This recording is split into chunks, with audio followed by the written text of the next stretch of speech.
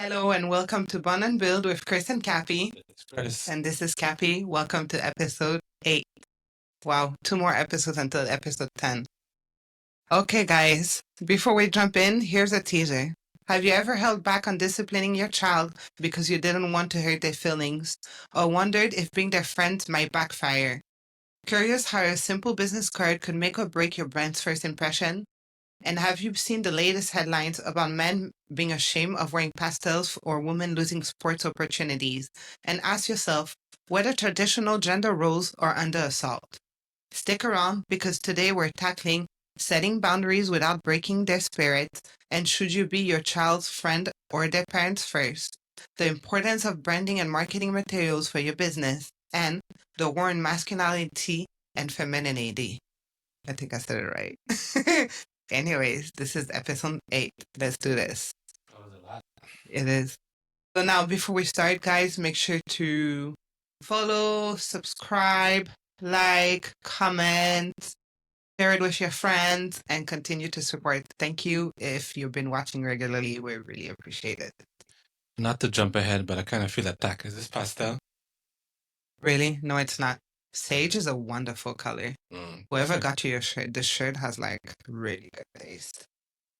Mm-hmm. She must be like really amazing. Mm-hmm. She likes to think that. She doesn't need to think that she knows.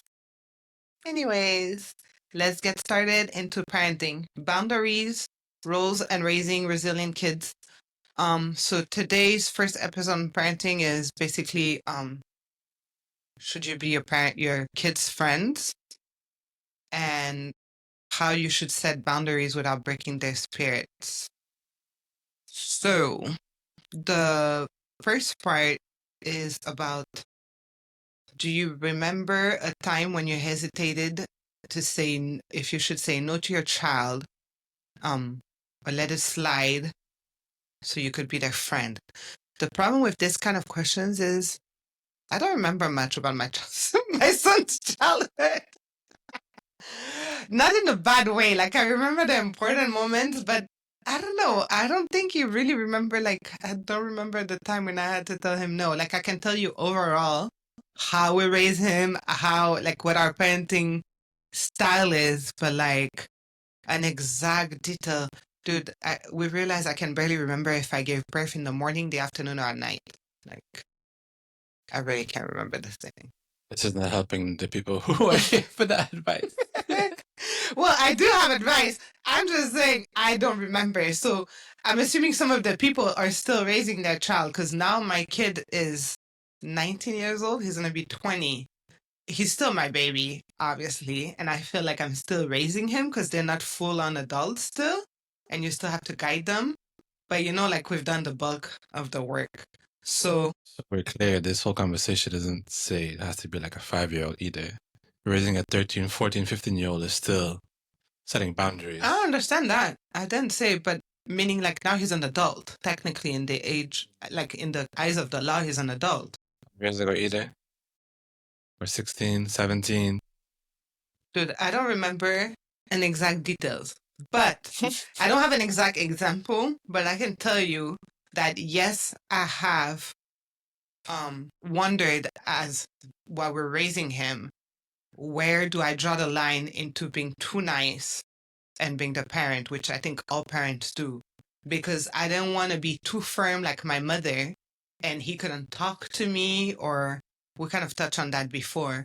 So I didn't want to be so strict that he couldn't come to me with anything or talk to me about things or forget that I was a child once upon a time. But I guess as Ty loved to say, apparently he keeps saying, I keep telling him, I've told him, and one of your little friends.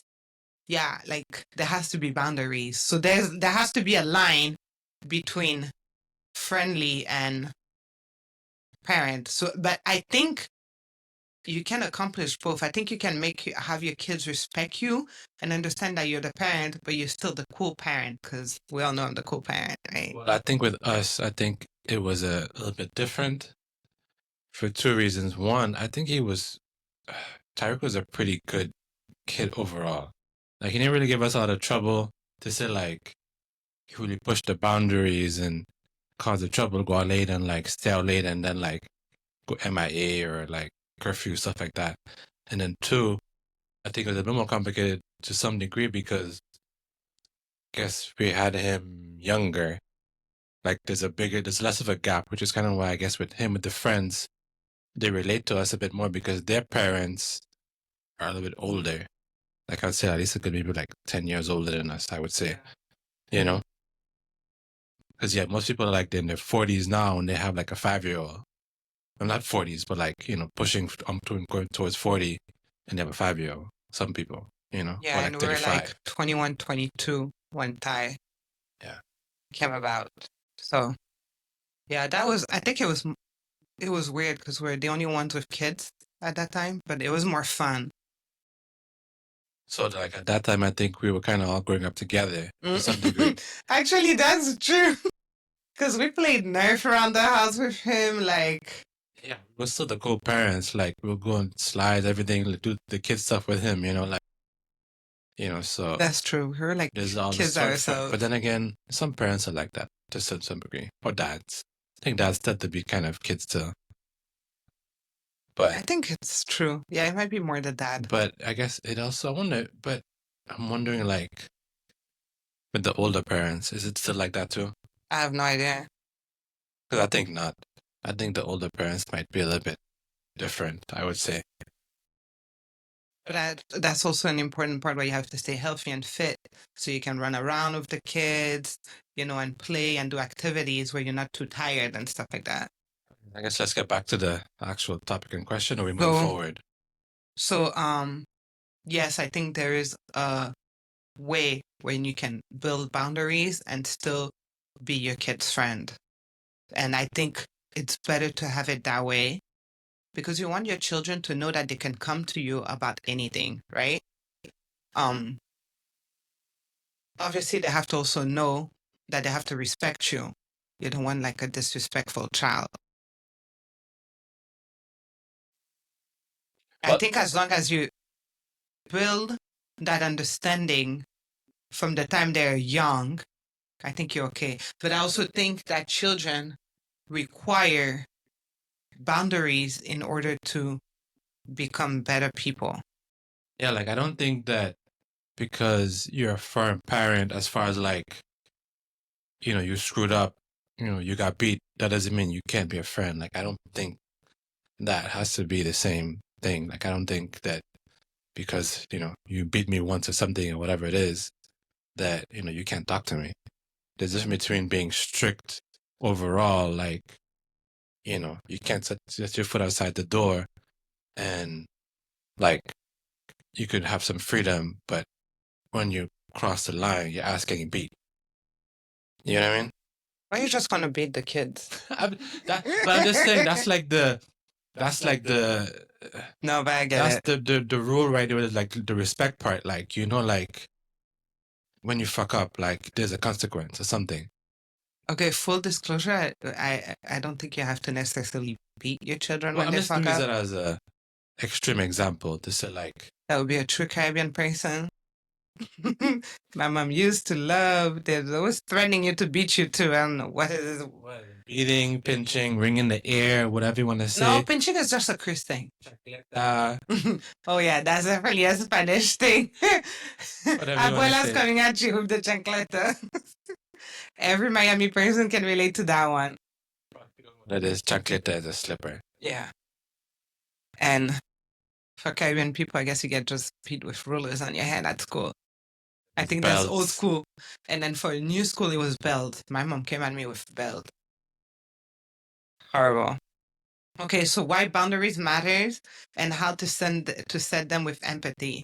So boundaries, which I said, I think are important, and you should set them early on because then it gets easier going forward. They build safety, consistent routines, and limits help children feel secure, which I think it's true because when you look at like kids, I don't want to say rich kids because it happens in all kind of homes, like even poor homes. The kids are not like the parents are not around. It might be grandma watching them or the nanny or whatever. There's less boundaries, and then because they don't have boundaries. I've often feel like the kids feel neglected and they don't feel that love. So I think it creates, it backfires. So I guess the boundaries shows that you care in a certain way, right? Like be home by 11. Like the kid might get annoyed, but there are some parents who wouldn't care if you're home. They might not even notice that you haven't came home yet. Like, oh, my mom wouldn't even know. My dad wouldn't even know. It's so funny how you said that, but it's true though, because like rules, it's a psychological game to some degree, because it's like, if they don't have a rule for me, that means they don't care. But when they do have it, I'm annoyed, but I'm still kind of somewhat always happy that they did care.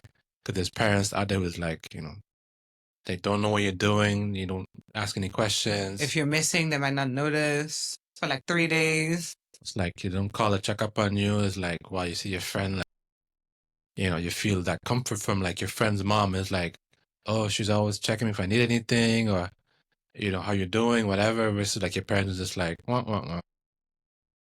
You barely see them. They don't talk to them. They don't really know what you're doing, what you're going on with your life, if you're okay.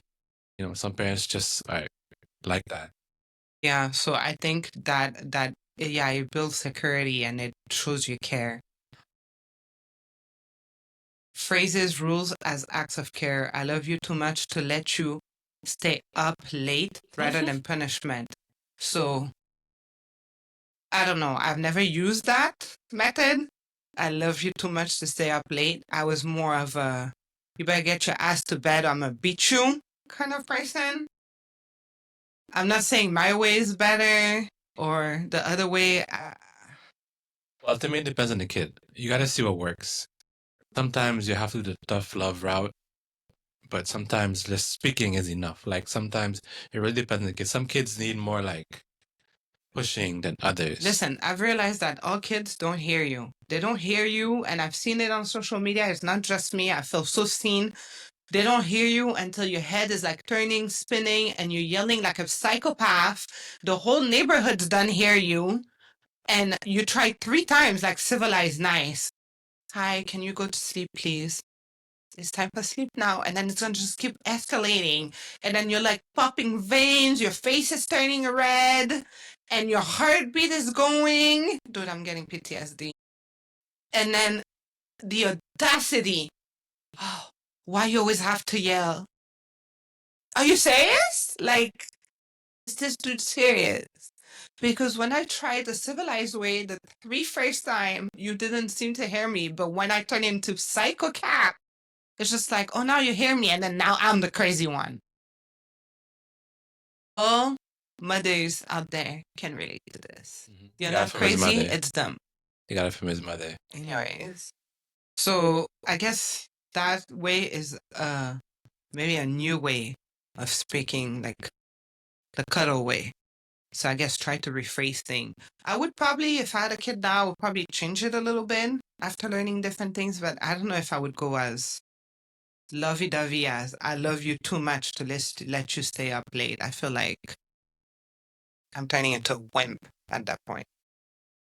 See where it's going, the direction is going. I understand. Maybe I would use the I love you too much as a tone. Maybe like I would probably use this. I want the best for you. So I think the best option should be for you to go to bed at this time. Yeah. So that you can be your best version tomorrow, something. I'm saying the way is just sounds a little. So just the tone and then the style, I guess. I guess they say you should acknowledge their feelings first and then enforce the limit. It teaches emotional regulation without breaking their spirit. I see you're disappointed. I agree with that in a way, because I think one thing for me with old school parenting, old parents never acknowledge you have feelings. A child has feelings.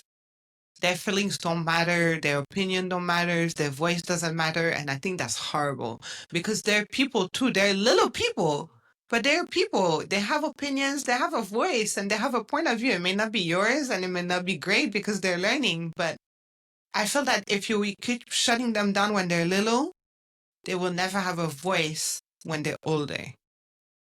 So I think it's important to let them speak their opinion, but you just teach them to speak it politely, obviously. Don't come and curse at me, you know. So authoritative parents, warm and clear limit produces children with higher self-esteem and better self-control than authoritarian or permissive style. So I guess a mix of warmth and clear, which is technically how you should communicate in your relationship too with your spouse. So like, treat it the same. Using when to then statements reduces power struggle by 40%, apparently based on a study. So when you do your homework, then you can go play outside. I think that's what it means. Honestly, that reminds me of the book. I was trying to read it now. He said I had it, but I have it on audiobook. I think Stan had it. You're speaking to yourself or the mic? Oh, sorry. I guess I was thinking to myself. I forgot the name of the book, but it was a super popular book, I think like 2 years ago. And it's still something about every time you accomplish something, you reward yourself with something or something like that. That's what the book is You can talk about. about that. But I don't remember the name right now. It escapes me. But that's basically what it is. So parents first, friendship follows. Role clarity. Children thrive when they know you lead. Being parents first mean you set expectations, then you listen. So we touch on that, which is basically what it should. Like you're their parents, but they should be able to come to you with anything. Like we're gonna figure it out together. And I think in general, there's always that one parent, because every parent has the different side of conversations. Like something Tarek might talk to me about, and you might not talk, or he might talk to you about, but not with me. But the other way around, there's always that one parent that I guess gets that, whether it's the dad, the mother, there's always that one parent, maybe it's the comfort level or whatever it is. They always have that. Boys to the mom, girls to the dad. I don't even know if it's always like that, though. I think because the girls know the dad's just gonna go for anything. Suckers. But I think it depends, though. I don't know if It it's always like depends, that, though. but I think it happens like that a lot more. I should probably pull up stats on that. Because I know there's definitely some dads that have a very strong bond with their sons. Yeah. Too. That's like true. they go outdoors, they do all kind of things together. So I'm wondering if those are a bit different. So it really depends on. That's true. Obviously, the moms would give a different level of comfort in the conversations, but I think then there's also the dad would have a different conversation with the boy also. I would like to see the stats. I should look that up. Long-term respects over short-term popularity. Fun is important, but kids needs you to guide them before they appreciate you as a friend. Yeah, we are here. We're put here to guide them into adulthood. So, yeah, I think you should be parents before you're the friend. But I'm going to keep saying that. You know what I think the problem is? Older people who have, like, parents who have their kids older forget they were children one day. You know what I mean? Like, let's say they catch their kids smoking weed or something like that. Like, let's be real. Chances are you tried weed when you were younger. Like, there is no need to be like, oh, you're grounded until, like, you're an adult or something. Like, if your kid is 16 trying out something, I'm not saying there shouldn't be consequences or there shouldn't be a talk, especially if it's not something, that's accepted in your house. But I don't think like some people, like my mom would have hit me with a belt. Like I wouldn't have been able to go anywhere for life, like as if she would have been an angel, like in her youth. Like we never talked, but I don't think she was an angel, like they got married early. Like that means like you were doing things, you were already an adult so you were living a full life. So I know you've done things. So I think that was a difference with us having Ty also younger. Like you easily put yourself in his shoes. I'm not saying I'm going to be pushing drugs on my kid. I had the drug conversation with the child. We don't do drugs. It's unnecessary. Just say no. Don't follow peer pressure. You still have those conversations. But if something happens, I'm not punishing you, for life. Like, we're gonna have a talk. I'm gonna explain to you why. I will let you know, and you probably realize you made a stupid decision. But I'm not gonna kill or break the bridge between us over it, because I know I was young and I made stupid decision, and it's a part of life. Still, as an adult, you make stupid decisions. So the closer you are with your kid's age, I think you relate to them a lot more, musically or partying, lifestyle, because it wasn't necessarily that far away. That was like 30, 40 years. It's like it's a whole different. There's two genres of music, passed through that whole time. You know what I mean? Like, there's so much different things that have passed that it's all have changed in that time when you get that old. I don't know. And I guess too what it is too. I guess as you get older, for the older parents, you have slowed down so much more. You expect them to have slowed down also. Like, you have a certain lower, slower pace because you got out of your thing. But if you're like, in your 30s, younger, like, you still move a little more faster than when you're in your 40s and you're slowing down. You think all this stuff is crazy. You know what I mean? I guess that's true. Because to me, like, especially then if you're older, that means you lived through, like, what is it, that thing in New York? 54, Studio 54 and stuff. I know you've done some shit. You know what I mean? In that era. So don't come and look at your children like you were like some like innocent little girl. You didn't lose your virginity until you met their dad, or like, nah. Let's stop. I hate like parents who are like that. You weren't a Virgin Mary. As a dad, you're not a saint. You probably like been through so many women before you're the mother. Like, you probably are still probably during the marriage. Like, as parents, let's stop acting like we're perfect, right? Like, we're not perfect. Like, we're learning through this. There was no, I don't care. And now there's so many books. I don't read no books on parenting. Nobody teaches you how to be a parent. And you guys want to read all the books you want until you're in it. That thing is like, it's hard. It's not for the faint. Like, parenting is hard. You are bringing a whole human being to life, and you're trying to do the best while you're trying to heal yourself. Think about it. I guess when you go get your own kid, the problem is your kid is however he turns out, whatever gene, whatever sign he has, whatever mixture of your husband and your wife, whatever the astrology sign says, he's a freaking crab or whatever it is, like, they're gonna be however you want. So no matter how great of a child you think you might have, or the way you planned him to be a freaking doctor or whatever it is, like, he could just end up being a bum because, he was born on a certain date. Like, you know what I mean? Like, you can't always plan things to perfection. I mean, you would love to, but, sometimes, no matter how good of a parent you think you are, you've given the best schooling and love and whatever else, they still turn out however you want, because at the end of the day, they want to do their own lessons, do their own mistakes. No matter how you fucked up in your life before, they don't care. They're still gonna do it again because they gotta experience it. Everybody has to learn the hard way for whatever reason. That's how we are. The hard way is always the way people, no matter how much advice you give, it's like, all right, I'm doing my own thing regardless. Yeah, that's very true. So, yeah, you are a flawed person.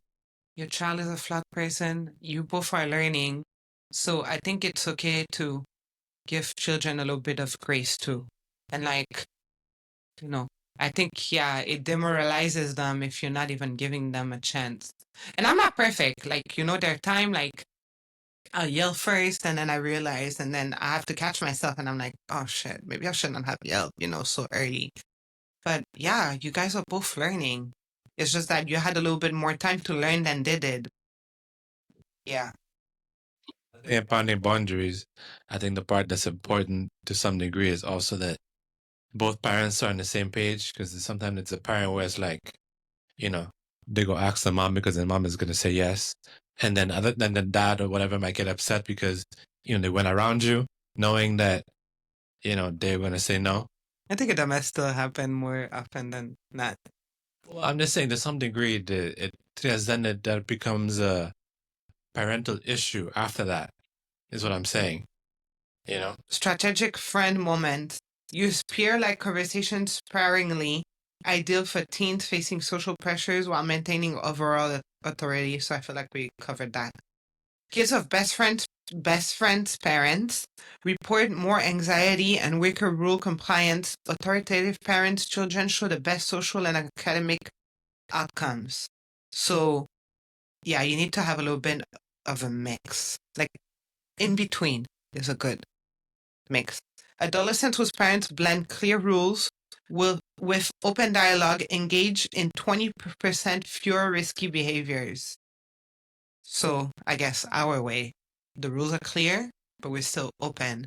So then you can come to us and then we'll figure it out, you know. Okay, balancing boundaries and bonding. Define practical steps. Define 3 to 5 core rules. Focus on essentials. Bedtime, screen time, respect. So I guess that's from when the age of, I guess as we are raising them, like from young. I think, I think adding chores is something that's important too. I was literally about to say that, dude. You stole my sentence. I was gonna say I think choice is important to building those boundaries. It makes them involved in the house. I call it there's no free meal, you know, like rent and stuff. That's how you're paying for your share. All the people were probably like, oh, it's children, they shouldn't pay. Everybody should pay for their fair share. The cat, the dog, everybody's got a job. With love. Lots of love and kisses. I guess so. It does. So, yeah, give them, I guess, basics. So the bedtime and stuff, which I think is instilled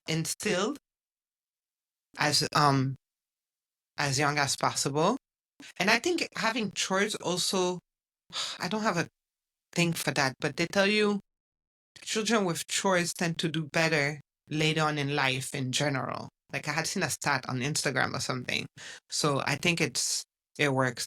Ty has had the same chores since he was a little until now. Well, some got added as he got older, but he's always had the same basic chores, you know, like clean up your room. As he got older, he started having some house chores. Now he's older, like take out the garbage because he's a guy, you know, like basics, like he gets to do basic, like, but you have to help out around the house. Offer limited choices, empower children. Do you want homework done before or after dinner? I'm okay with that. Like, as long as it gets done, I'm okay with choices. My mom would just have had it her way or no way, and I hated that. So as long as we get to the end result. Before, but whatever. Well, I guess it's just an example, but I mean, like the facts of options. Like, let's say you have to put away your clothes. Like, I don't really care if you do it on Saturday or Sunday, as long as it's done before the next week, you know, as long as you have it done before the next laundry load. You know what I mean? So for certain things, no, homework, yeah, should be done before, like right after school or something. Like, let's get homework out of the way. Schedule fun time, separate rule enforcement moments from play, clear signals when you're in parent mode versus friend mode. So I guess homework would be parent mode, and then we're going to the playground. There's going to be friend mode, and have all the fun possible. So I guess different activities. Basically, it's clues. That's a part of the book too. Every clue gives you like something, and it's like and it gives you a routine. I think kids thrive on routines too. Schedule, like puppies. Like you have to put kids on a routine. Model self-care boundaries. Show kids how to set limits in your own life. Healthy screen habits, work-life balance. So kids learn from what they see, which is why we've had a couple episodes when we said, like, if you have a bad relationship, your children are not stupid. You might want to divorce because they know the relationship isn't working. They can see you guys arguing. Unfortunately, in certain relationships, they can see beating. Like, you know, they know there's something wrong, so you want to model. I always told Chris, or at least I tried to, and eventually I think I told him, we don't argue in front of the child. Like when he was little, because I know kids are like sponges, and you don't want your children to see you arguing. I mean, they don't need to see you have a perfect, but if you're having a perfect life, because then they're gonna go thinking relationships have to be perfect. Your parents, oh, my parents never. I see that in movies. My parents never argued. They had the best No, no, no. Your parents argued. So he'll see us have like like us like a brief like yelling argument or something like that, but nothing major. But if you're having a real argument, that should be done behind closed doors or when the kid is not there, or like cool off and then come back to it anyways. So when you guys are clear headed. But like something small, yeah, you don't want to teach your children that a fairy tale relationship and then they go into this relationship and the moment they have an argument, they think the relationship needs to end because their parents never argued, where you guys were probably arguing all the time and they never knew. Yeah, and I think setting the limits, as you said earlier, is important because if you, especially even you, I think, as you said, your kids tend to model how you are. So if you're like, you're always messy and you don't do the dishes, whatever, like you can't expect your kid to end up growing up and all of a sudden becoming a, clean, nice person. That doesn't work that way. If they saw their home, you never cooked, whatever, they're not gonna grow up to be cooking and all this type of stuff either. They might, but chances are. Yeah, they might, because then maybe they might get, friends or something around them might see a different environment. But a lot of people, they go based off what they know in their home, and everything starts at the home. So if you want your kid to end up having the best possible life, it also starts with you being the best version of yourself. You have to be the model that you would want your kid to be. So if you're not an aspiring person and you didn't do the best things in life and you stuck to being, at the bottom of the barrel, or, you didn't really try achieving the next level and going up, I mean, the kid is going to might think that, this is it too. Like you have to try and definitely push them to be somewhat the better version that they can. That's always every parent's dream, is to have, they get to hopefully be better than they are, and happy, you should say too. Because happiness is important as well. But exactly, yeah. So if you want your kids to be healthy, you have to try at least to be healthy. You can't tell your kids to eat clean and then you eat like you're right there eating Oreos and stuff. Chris. Just because Chris is craving Oreos, but we have like this. We eat Oreos like once or twice a year in the house and that's it. But I couldn't figure out if we met the quota this year or not. I don't think so. So maybe you can get some Oreos at some point. So families using schedule, fun time report, 30% smoother transition and fewer conflicts. And children whose parents coach emotions demonstrate 30% better emotional regulation by age 10. So yeah, just show by example and set the boundaries early on, make life easier. The dark side of blurred roles and poor limits. Over friendship erodes respect for rules. Kids may ignore boundaries if they see you as just a friend. I believe that. They probably disrespect you. They're probably cursing around you. They're probably cursing at you.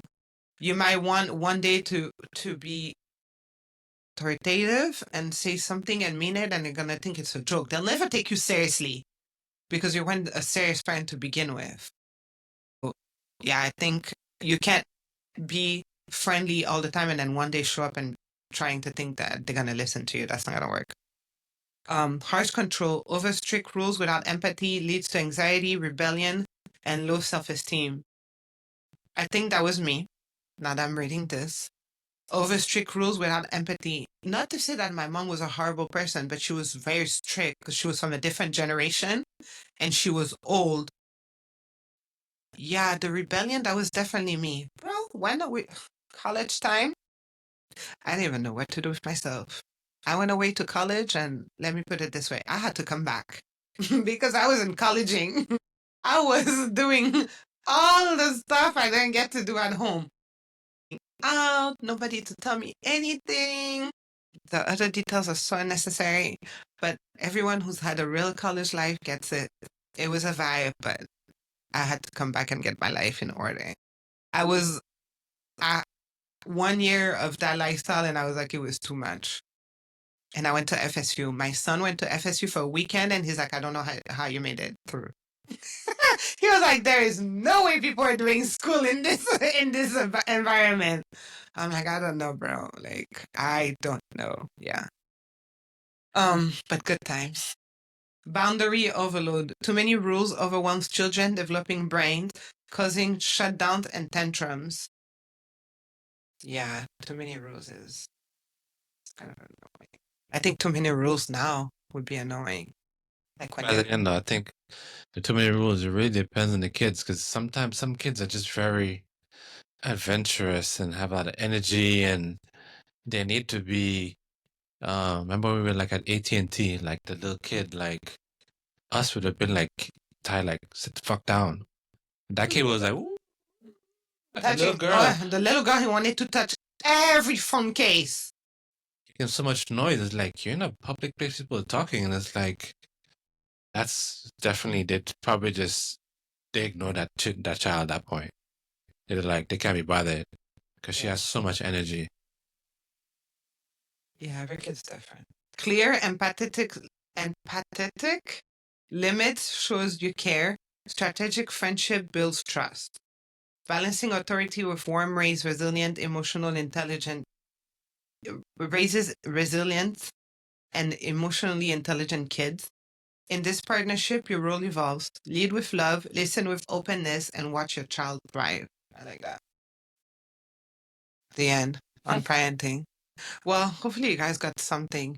But if you're listening and you're an older parent, like really truly try to put yourself in your kids' shoes. Like remember when you were their age and everything you hated your parents did to you and kind of like go from there. Like remember that time and just try to build, like you're only going to see your children grow once and you want your kids to want to come back home when they're married and bring your grandkids because they want to, because they love their parents, they love their time, because you guys have a good time, and because they know their children will have the same great time with you guys.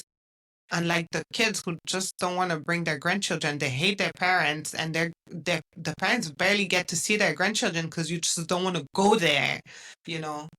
And I think as a parent, for whatever reason, I think we always have thinking the worst scenario that the kid is gonna end up screwed up or something. But most of the time, like if you just let them be, you instill the certain values to your kid. Hopefully, they got that foundation. They'll end up being okay. Like I'm sure a lot of people that as a kid they know they were a fuck up and they're always getting into trouble, but eventually they grew up and they became fine people. Like I don't think any parent thought themselves that as an older age that they're just horrible people. I think they have all had their bad time and they got over it. Yeah, actually, an example on closing on that, like you're not necessarily like what based on what Chris said. Like for us, Ty hated school when he was little, and I felt like he had ADHD, but he couldn't focus. Like he hated school, and we don't believe in because we were already more holistic. We don't believe in pills, so I wasn't going to give him any pills. I wasn't going to take him to get diagnosed. And at the end of the day, kids are kids. Like I think we give them labels, but we're not supposed to be in a room. Children are not supposed to be in rooms for 8 hours just learning. They're supposed to be outside living their best life. We weren't meant to be in prison. Like children are basically in prison growing. I mean, you have to do school, but you have to like realize that it's not abnormal for your child not to want to be in a classroom for 8 hours. It's pretty normal. They want to be outside playing.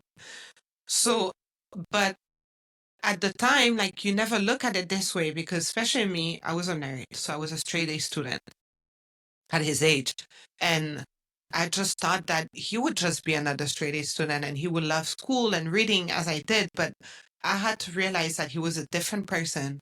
Everybody learns differently. Everybody is different, right? So I would like cry. I spent so many nights crying, wondering, is he gonna make it through school? Are we gonna get through this? Like, I would talk to people. We're never gonna graduate. Like, this is ridiculous. Like, what am I gonna do? I'm a failure as a parent. You feel like a failure. But then people told me, like, like, oh, I had a nephew when he was 13 and now he's fine. I had to learn to let it go. That had to do a lot with me too. Like, because I'm so, I think, controlling in certain ways. So I had to learn to let it go. I had to remember that he's his own kid, his own person with his own path, and that it will work out. Today he's doing great. It all worked out. He graduated. Well, not only that though, to add that, as you said, he didn't like school. We barely wasn't even sure if he was gonna graduate, if he was gonna finish, because he was just like dragging through at a point. You know, she said like it was rough at a point because we didn't know what he was gonna be doing. But then now he's outside reading books in the sun. He has what's it, the dry erase board writing down his goals and what he wants to do and all organized and cleaning his room now. And it's all like nice and tidied up and it's like who the hell is this kid? But as you go through life, you just eventually grow up and you realize, you know, your parents or maybe they were right or certain values that they had in you and you just have to just go through your own little things and you have to do things at your own time and your own pace, not when people want you. That's kind of just how things is. Yeah. You learn your own lessons through life or through people. Or basically, if you have a good kid, they'll eventually realize the stuff that you taught them and stuff and the values you've had. They eventually just pick it up and they'll just flourish at that point because you've put good values in the kid and you realize that they see the example that you put out as well and eventually they'll get it. Life, especially now, like life is very motivational to some degree. There's all the videos and people That's and true. influencers and it's like you as a kid you want to be those people too and they're all telling you that, hey, read the books and get organized and stop being on social media and the phones and Wake up early, go wake to up bed. early, go to bed, all type of stuff. And, those are the things that the younger generation are seeing to some level. And if you have a good kid and you put those values in them, they'll get steered to the right people. But if you're teaching them, be out, partying, drugs, whatever, and that crazy life, like they'll look at the different people. They'll go a different path. So I guess closing this parenting segment, remember your kids or humans on their own journey. They're little people. If you show up at your best, you can show them how it is to show up at their best and just try to do your best with them. Remember, they are just humans. Remember, you were their age once. And as long as you do your best, I promise it will work out. And I guess that's it. Okay, so segment 2, business. Today we're talking about the power of branding and marketing. Well, more branding than marketing, but all kind of together for your business. So that is assuming you already have a business or you're planning on having a business. Some people think branding doesn't matter, but if it didn't matter, brands like Coca-Cola, Starbucks, Pepsi, all those big brands wouldn't spend so much money on branding. And now it goes to like the personal branding too. So Gary Vee built his empire on personal brand. Like he can't start any business, but because of his personal brand, people will follow. He's this motivational guy, go-getter, side hustle guy. That's his brand. So branding, I guess, is everything. And I think a lot of people don't realize that. Or what is also branding? Why are you buying certain brands? You're not paying. You can buy in Italy a leather purse. I've bought some for a third of the price because it's the same material, same finish as a designer purse, as like let's say a Chanel purse. But why am I paying 3 times the price for Chanel? You're buying the brand. You're not buying the actual, design, like material. Obviously, the design too, but anyone could replicate that design. But I would still buy the Chanel one because I'm buying the brand. It has a value if I resell it, like aftermarket value. So you're paying for brand. Why is the coffee more expensive at Starbucks? Because it's at Starbucks. You're paying for the Starbucks brand. They have franchise fees, like you're paying for a brand. So if you can build a brand up, then you can build more value and then you can make more money. So branding is important.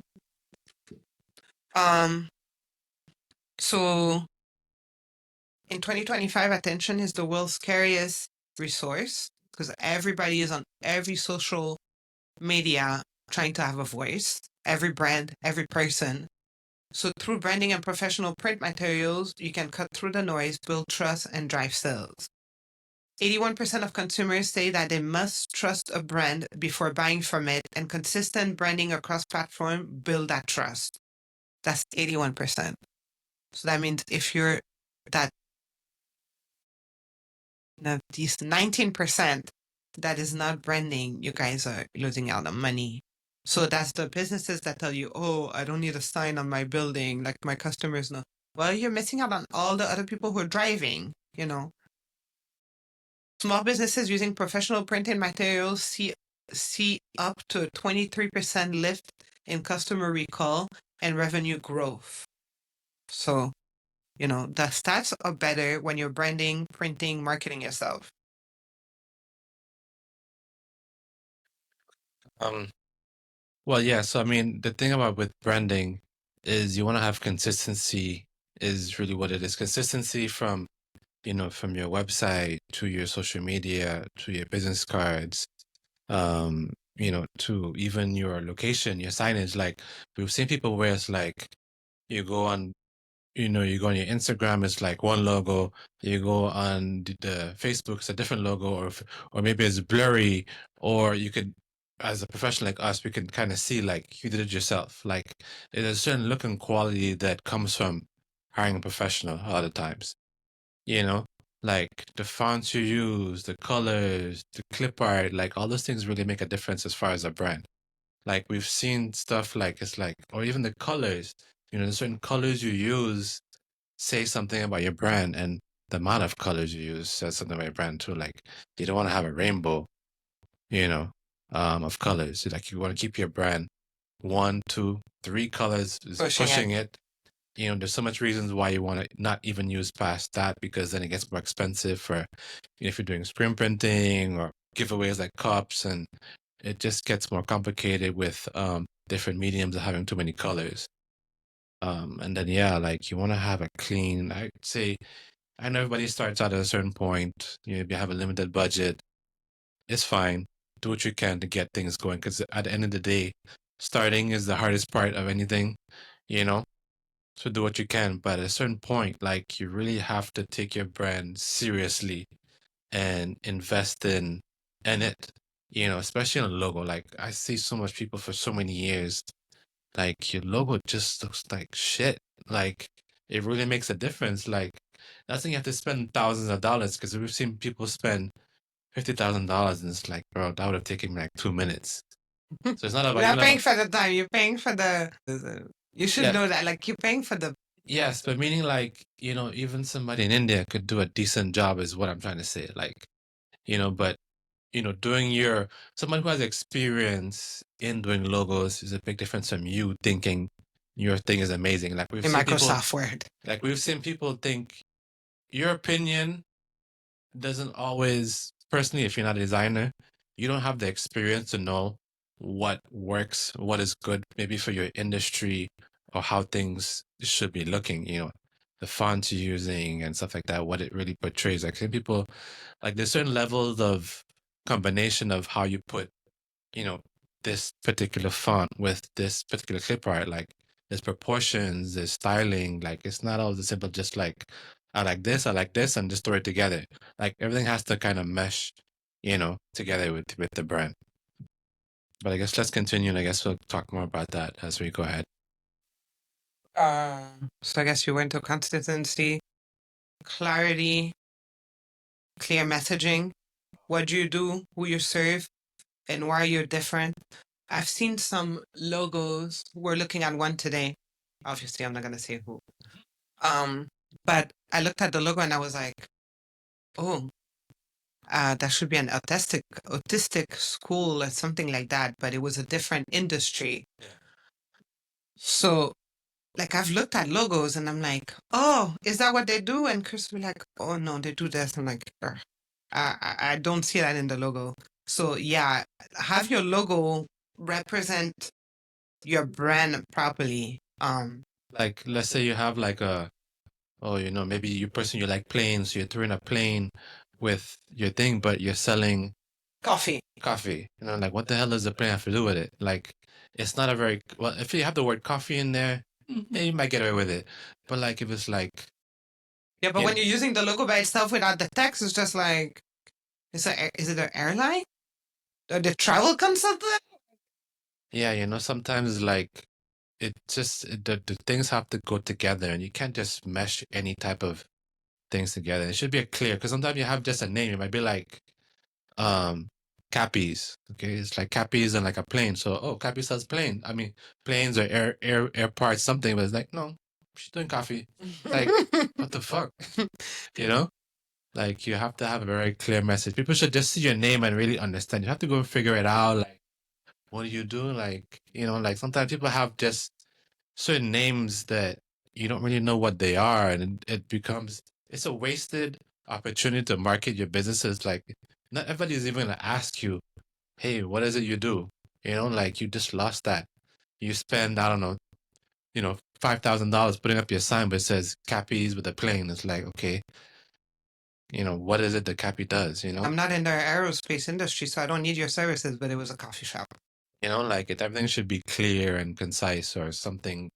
You should easily be recognizable from that, that logo or the name or something. And the colors And the should colors. help you understand. Yeah, like, don't go using like if you're selling, airplane parts or something, don't use pink or purple or something like that. It just doesn't go. Some girl might and like might be killing it, but that's very rare, guys. Like, yeah, stay on brand and stay on industry. And then quality. Premium feels and premium signals premium value in your product or service. So for me, quality, like the first thing that comes to me is, well, quality and everything, but for an example too, you can have so many different paper stock for like business cards. So you can have like your $40 business card, it's your thinner paper basic card. And then you have your $300 card. What I try to tell people is, what are you selling? Because when people ask me, oh, which cards do you think I need? Or we're not in this business. So for people who don't know, we do marketing services. We sell prints, signs, marketing materials, promotional products and everything. So I've had customer ask me, oh, which business card should I pick? Like the first thing I'm gonna ask you is, what business are you in? Because if you are a plumber and you were asking me to quote you $300 business card, I'm all up for taking your $300. That's better for me. But I'm not here to screw you, like I'm here to build a relationship with you and I want you to come back. So I'm gonna be honest. You're a plumber, dude. You don't need $300 business card. I'm gonna need you to bring it down. You can get either the $40 business card or you can get something up from that, or you could get both. So you're going to use the $40 cheap one when you're at a job. We know plumbers and all those kind of industries love leaving it on your door. You can use the cheap one, leave it on the door when you guys are doing a community. You're doing one job and then you can leave it as marketing material behind on every door. And then you can have a nicer one for maybe you're bidding a job for the city or something. You want a nicer card. So maybe you have like a $80 or nothing outrageous. You still don't need that 300, but just a better, premium card for those bigger jobs. So there is so much more thinking behind like your marketing prints and your materials. And then sometimes when you ask people questions to quote them, they get so annoyed. But I'm not asking questions because I have nothing better to do with my day. I'm asking questions because there is a reasoning behind it. Like, like what kind of trade show are you attending? Maybe it's just like a bunch of people who are going to come and just a bunch of lookers who are coming for freebies. Then you just can have a bunch of free things and then maybe have appointments with bigger ones. Then you have different promo products for these appointments to give a nicer basket, or you have a few for giveaways. Or maybe it's a big show and it's like very industry oriented. That usually happens for aviations and stuff. So then you can spend more per product because the people you're gonna meet are definitely gonna be, your leads, people you wanna be. So like there's a lot that goes behind the quality and stuff. People love getting cheap stuff, but I'm not picking anything cheap at that thing because it's gonna break in my kitchen. I'm not gonna use it. So you're better off most of the time spending a little bit more so that the person keeps it and use it. Then they're just gonna take it and throw it in the garbage, and then you wanted to spend $1, but now your dollar is in the door. Nobody's gonna remember you because the product is gone. Promotional product Yeah, for giveaways. that. Yeah. Yeah, like especially even back to the business cards, like I think it makes a different first impression. Like if you're speaking to somebody in networking and you give them that like that $300 card is like, wow, that's nice. When you feel it, it's like a heavier card. It's like you don't see that stuff every day, and especially if you create different elements on it. Like when we do business cards, you could do like spot UV, which is like a shine, or you could do a die cut shape, or you could do the 48 point, which is like 3 business cards thick, or you could do wood, or you could do metal. Like it's so much different variations of cards. Like cards don't have to be super basic, but as you said though, it really depends on who you're giving it to. Like if you're a plumber, it's cool. You could spend a little bit more, but like, are you really? It really depends. If you're giving it to like somebody at the house, like a homeowner, like you're not really getting impressed by, the $300 card. You know what I mean? So it really depends on who your client is and where your budget is for it, and it does make a difference, especially networking. People might quicker keep a card that stands out for whatever reason because it's like a little gift. It's like you made effort into your branding and who you are, and I think what you spend on yourself and your brand and your business says a lot about who you are. And to me, especially in a business card, it says, I'm doing well. I can afford to spend on these certain things. That's the way I see things as, especially if you do all the branding, meaning, especially like let's say at a trade show, the person who has a table, a business card, and you're just standing there versus the guy next to you has the table cover, the back wall display, the tablecloth, the retractable. He has a uniform. It's like That's a professional brand. that's a professional company. Like they got their shit together. They didn't do this that they did doing yesterday. They look like they organized. And you see all that. That means you know what? On the back end of the business, they got their shit together as well. Because they figure if your front door looks this good, the back end is going to be just as amazing too. First impressions matter. And it's first impression. Like I don't know you. Maybe you have the best amazing product or whatever it is, but it's like, I don't know, bro. You look like you broke. you know. Yeah, and then that's true. It even goes back to your website. Like, if you build your website for free, you have the little thing says, hosted by Wix and stuff like that. It's like everybody starts somewhere. It's cool, but it's like at the end of the day, you're showing your customers that you don't really have a professional image. All those little things matter. It might not matter to everybody, but it might matter to the right person who will make the difference in your sales that could helpfully push you or buy a lot from you. Certain people cared about things, some people don't, depending on who you are, type of clientele you have. What does your website say? Is the imagery good? Is the styling? Does your website look like it was made in 2000? Is it SEO friendly? Does it work good on the mobile phone? Like all those different little things, bad experiences, stuff like that you have with, how well does it look on my phone? Can I navigate through all your menu? Can I click on to call you? Like all those little things make a big difference in your experience on like how your branding and images, and everything should be consistent across the board. Don't have a blue logo and then your website is pink. Like meaning like it should all be somewhat of a cohesive flow together with each other. Like they want to be consistent between if a car wrap, the car wrap should also be blue. Your logo is blue. We'll like keep everything flowing nicely together. And a cohesive brand, like a wall wrap, like have the wrap maybe on the background some blue again. Like keep everything flowing. Because people recognize colors. You know what one of my pet peeves is the realtor. You quote them an $80 business card, and they're like, "Oh my God, it's so much." And then you go look at the listing, and it was like a $2 million home. If you couldn't do $80 business card and you're trying to sell multi-million-dollar home, you ain't gonna last in the real estate. Because the ones who are lasting in multi-million-dollar homes in the real estate are spending marketing money and they're not thinking about it because they know they're gonna make their commissions back. Yeah, and then I mean that's just us, but like, I see it as you ain't really making that much money if you're if you're questioning spending $40, $50, $80. I mean you ain't doing well either That's why I yourself. just said, I'm like, yeah, you're not gonna last as a realtor, and they have low numbers of people who actually make it. You're gonna be the one who has a job to pay the bills, and you're doing real estate on the side because. Which is everything. So, according to who your clientele is and what kind of industry you're in, that's how you should budget your marketing material, honestly. So, some little statistics: business cards and stationery. Their purpose is to leave a lasting impression in networking, mostly. Stats: 47% of small business customers says that memorable business card influenced their decision to connect. First impression. So, brochures and booklets explain your services in a tangible takeaway. 70% of customers read print brochures more thoroughly than emails, especially like when you take it out of trade shows and stuff like that. Banners, signs, and displays, they grab attention at trade shows, storefronts, and events.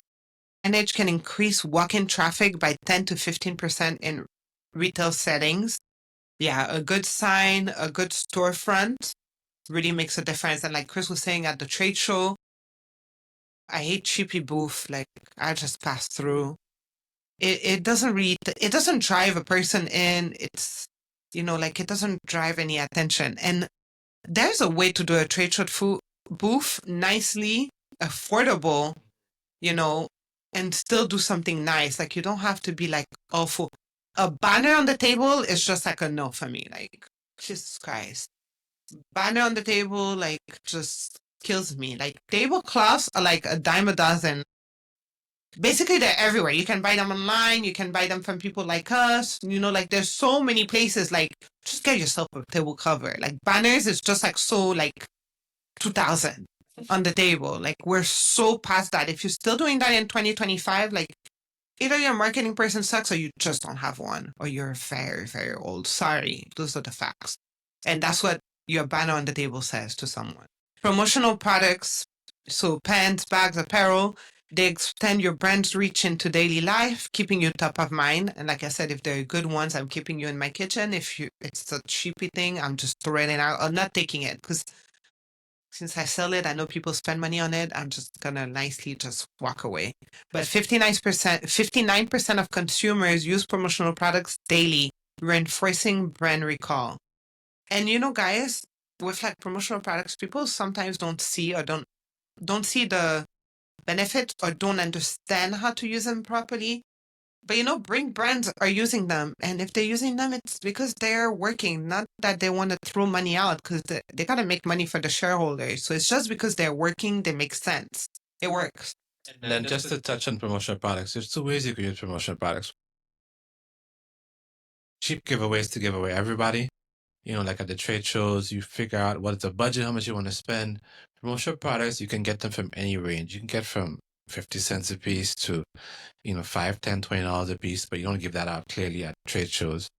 But you can also use them as thank yous to customers for orders. You have certain clients you deal with that place good orders with you or have spent things. You could spend a $5, $10 on that particular product. Like that's also a good way of just saying, here's something, thank you. Spend a little bit of money on them.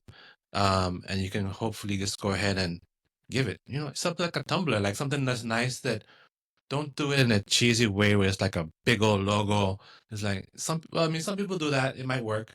That depends on what kind of brand you have. Like if your brand is like Ferrari or something, then people want to wear that hat with the big ass logo or something. But meaning like if you're like, Joe's Plumbing, like don't put big old Joe's Plumbing on the nice like cup. Like, put it small, like something that they would want to keep and use every day because the more cheapy you make it look, the less they probably like, kind of chuck it in a corner and not use it. But if you put the brand in a certain way or you put an effort into the design and the product. You have a cool apparel design or promo products design. You come up with a cool logo separate from your logo, that can work too.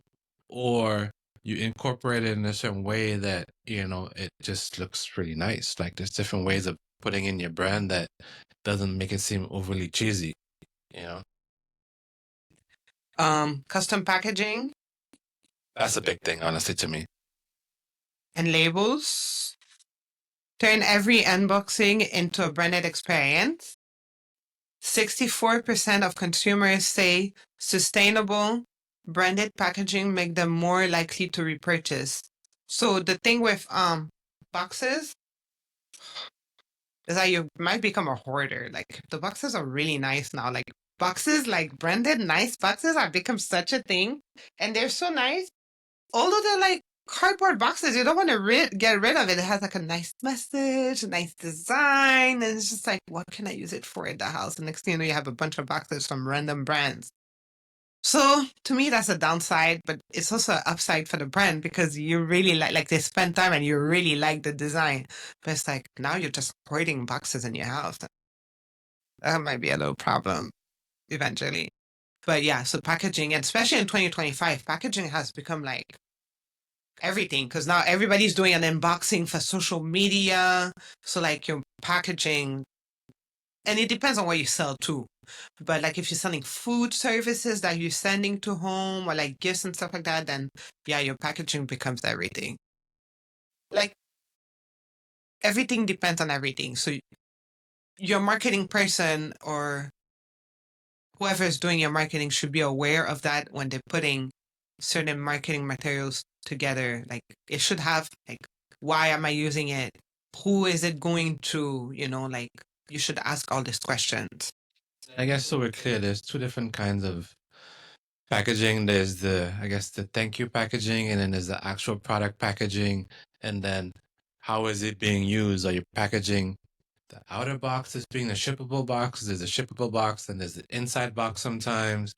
You know, are you putting a label on the outside, label on the inside?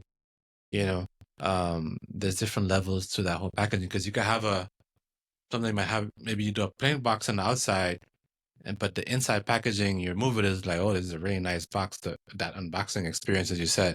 But you can have both. Like we received a packaging from a supplier that would be just not new, but I guess it's new packaging for them.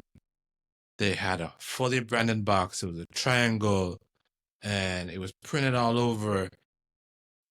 Tear it out. They had like that tear out type of box where you tear it out, and then you open it, and then they had like a QR code, and it was like scan how to use the product. I was like, whoa, that's nice.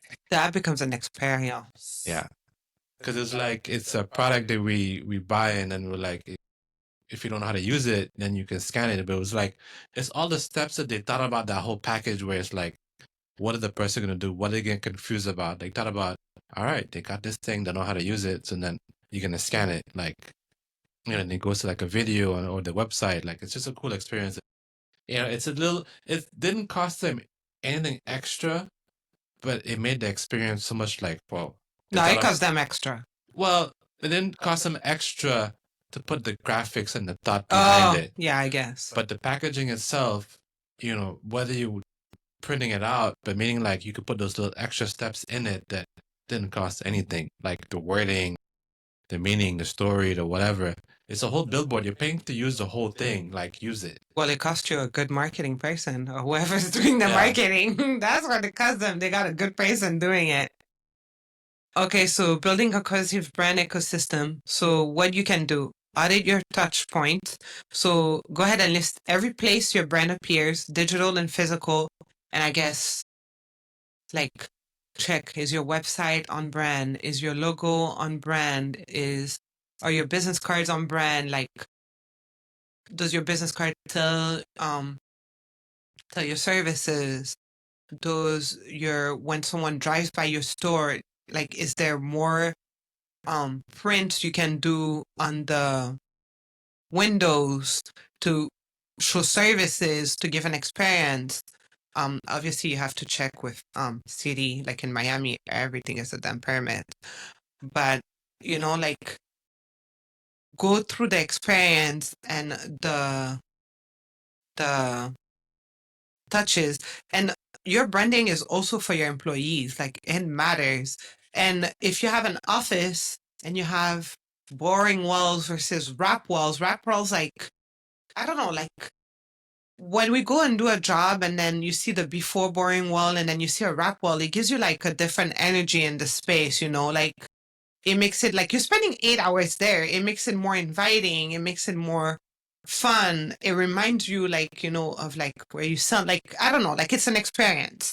So I think that matters. Yeah, and like you think like something as simple as a sign, like your employees don't matter. Like I installed a sign last week, and like when we were putting up, like all the employees were so happy and like, oh, that looks amazing, and I love it, like da da da. And it was like you these little things that it changes the mentality of the employee because they all feel proud to I was be. gonna say you take pride. You take pride in your space, and if you look like everywhere else, like you're spending so much time there, you want to have certain things that make you feel comfortable and love the brand, love the company, like simple things like wrapping the glasses, a privacy glass, and having a little design, or having motivational quotes on the wall, or um the lighting on the sign, like all those things make it pop. Like this lady was telling me her story of how the previous office she worked at before, it was um they had this simple little thing behind the desk, and like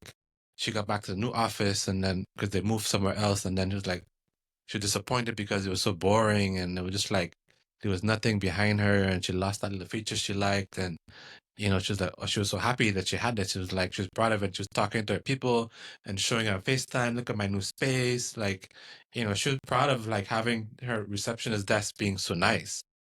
And like it's a thing you would show people, and you're proud sometimes if you create a good brand. Your employees and people are proud to be part of it because it looks nice. You know.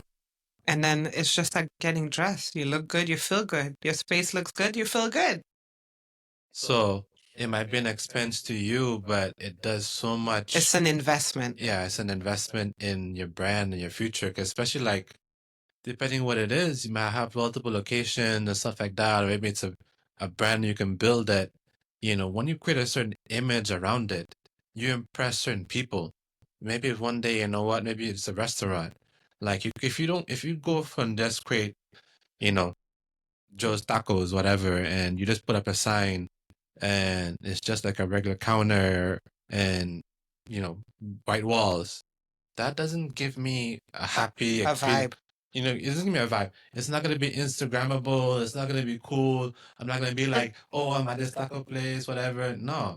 If you have, the Mexican flair and the like colorful walls and neon lights here and the signs and different little pictures and LED screens and you have printed menus and a lot of color and life to it.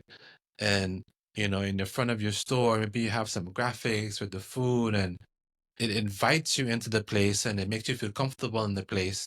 Like all these things create like a mood and an environment for people that it sets it apart. I mean, I'm sure, especially in restaurants, I can guarantee you've been to some places and you're like, oh, this shit is nice. You feel the vibe, you feel where you're at. You feel like it's the Chinese place or the Asian place or Mexican or whatever it is. Like you feel like a certain vibe. Like especially the Instagrammable places where they have like a certain feature wall and there's like a picture or something, and it's like with the neon lights, you're like, oh, I gotta get a picture there. Like it creates a certain atmosphere. It's like this pizza restaurant we go, they have 5-star reviews. That's because their pizza is amazing. But I guess their vibe is like the lemon and stuff, the south of Italy. The branding is simple, the design is simple, but you feel like you're in the south of Italy all over again. And their food matches it. It's a vibe. And you want to feel a vibe. Like you go there, it's tiny. Like it's really small, but it is a vibe. The food speaks for itself. The ambiance like speaks for itself. Or it's like Thai's dentist office, like we used to go to. Like they were super on marketing. The ceiling was like green, matching the logo. The waiting room was green. They had video games for the kids. TVs, white. He's getting his teeth done. Like I think now in 2025, there's like two types of businesses: the one who like gets it and like goes marketing all the way, and the one who's still stuck in like the early 2000s and it's like bare minimum basics. And even if you're not a retail vibe business, just for your employees and yourself and for creating content, because you should be creating content, right? Your space should be like done to at least a certain minimum, like a couple wall wraps, a couple frosted windows, at least an interior sign. If you have a front store, you definitely need a front store sign. I don't care what people say. Oh, my customers know, they've been ordering from me for 20 years. Well, if your customer shuts down tomorrow and you lose that account, how's the next one gonna find you? They don't know you're there. I can't find you, even if I'm UPS. What if I'm a new driver? I can't find you anywhere. Can you get a damn sign? Like, Jesus. We have places that's like, yeah, they have no signage outside. They say, oh, I need a sign. But yeah, you need it for like people to find you. Period. T. So after you list your places and you figure out everywhere you are or everywhere you should be, having marketing materials, work on your visuals, revise your visual standard. Or like Chris said, your brand colors should be no more than two to three colors. You need a logo version, a typography version, and I guess have a simple brand guide that everybody can use. It doesn't have to be complicated. And if you look at every brand, Pepsi, Coke, big brands, all of them are like two colors most of the time. Like Facebook, what is that? Blue and white. Like everything is 2 to 3 colors pushing it. It's just when someone has I hate people who do like the world and stuff. It's so unnecessary. And then you quote them on apparel and they're like, oh, I don't want to pay. There's so much money so I want to keep all the colors. Well, your thing is full color, buddy.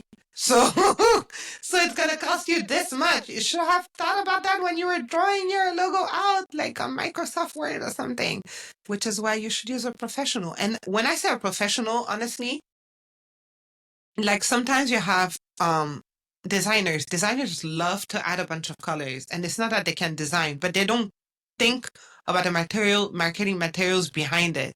They don't think about your pens and stuff when they're designing it. So like if you design it with someone like us,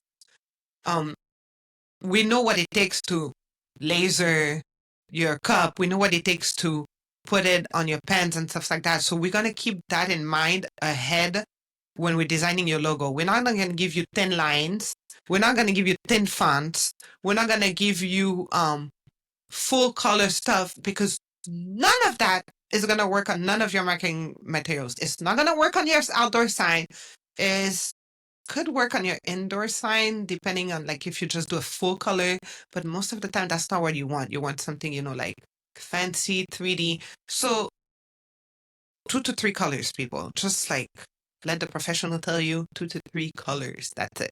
What about like when we had the logos where it's like a logo, like, yeah, it looks cool, like it's on a banner, but then like on the business card it's like, like this. You can't read it because it gets squished down.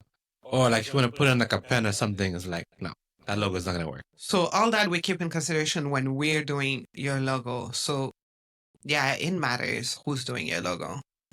Prioritize high impact materials. So business cards, brochures, and signage where customer engage first. That's going to be your bare minimum. And then you go from there. And then, like your retractables or some of your displays, like if you have a space, you can use those in your space and then grab it and use it at your trade show. So it can be multi-purpose. Like it doesn't have to be only for one purpose. So you can keep that in mind. And yeah, this is the kind of stuff you learn and with experience. Leverage cross-channel synergy, use the same design online, social media, and offline to reinforce recognition. So same across the board. Stop trying to change stuff. Marketer says integrated campaigns, print and digital, delivers 31% better return on investment than single channel effort. So you want to do like, if you have an online campaign, or like if you have a printed material, try to relate it to push them to something online. If you have something online, like, use every way to create it. I guess, you know what? Let's say this too. Let's give a small little something, I guess, as a business. The essential you should have is business cards. That's especially depending, maybe not all businesses might need it, but you should always have it, even if you don't use them, just have it, because you might meet somebody somewhere. Business card, website, definitely. You need to have your social medias claimed. Instagram, definitely. I guess TikTok these days, and a Facebook. And you don't even have to worry about creating different graphics. Just post the same shit to all of them. Different people go to different places for whatever reason. Some people love Facebook, some people love TikTok. Just repost the same thing. Don't make life complicated unless you have the budget for it. Then that's perfect. Get a bandstand. You're gonna use it at some point.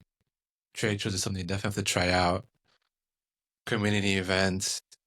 Get that tablecloth also. But a bandstand, tablecloth is the two trade things you must have for sure. And some business cards. And it'd be good to have promotional products to give away. Just get pens if your budget is small. Pens is the cheapest thing you can get. If you can afford more, get a couple different things. There's about 500,000 different promotional products you could put your logo on. Yeah, those are the essential. Again, a good logo. That's the first thing. When you're starting your business, before you even really open the door, get a logo done properly. I suggest that. It might cost you maybe $100 to $200. I mean, it's part of your business. It's something that's gonna last years and years. You know what I mean? So it's something that's you do from today. It's the first impression you're gonna have when you're starting your business. Consider that part of your opening the doors investment is your logo. $120 is not necessarily too huge of a deal. It's an investment in long term because that's one thing that's gonna go more miles than a business card. Is that logo? Because that logo is gonna be It's your identity as a business. Yeah, that's what people recognize you for at least 10 years, probably before you're gonna change that logo. You know what I mean? So okay, so I wanted to go through some colors, like what it gives you. So red is energy, urgency, and appetite. So you usually find red in retail and food industries. So Coca-Cola, Target, Mickey D's, McDonald's. Use red to grab attention, stimulate appetite, and create a sense of urgency. Study shows red can increase heart rate and encourage impulse purchase. Warning and clearance sales are also red. They outperform other colors by up to 20% in retail environment. I know everybody's seen the 20% off sign is always red, sometimes yellow, but usually red. I think yellow is the next, they have different meanings for the sales signs. Blue is for trust, professionalism, and calm. So usually finance and tech, Facebook. So banks, Chase, Bank of America, insurance companies and tech firms, IBM, Facebook, favor blue to convey security and reliability. Surveys find that 57% of consumers associate blue with trustworthiness. Healthcare, light blue hues are common in hospitals and pharmaceutical branding to evoke calm and cleanliness. Green is for growth, health, and sustainability. So environmental and organic products. Brands like Whole Food and John Deere use green to signal eco-friendliness and natural ingredients. Consumers are 30% more likely to try products labeled with green packaging when seeking healthy choice. That is very true. Well, that and I guess the brownish kind of colors to kind of signal natural. I guess, but I think the green's better. Finance, green-back associations make green popular for fintech startups, emphasizing growth and prosperity. Yellow and orange project optimism, creativity, and affordability. So entertainment and leisure.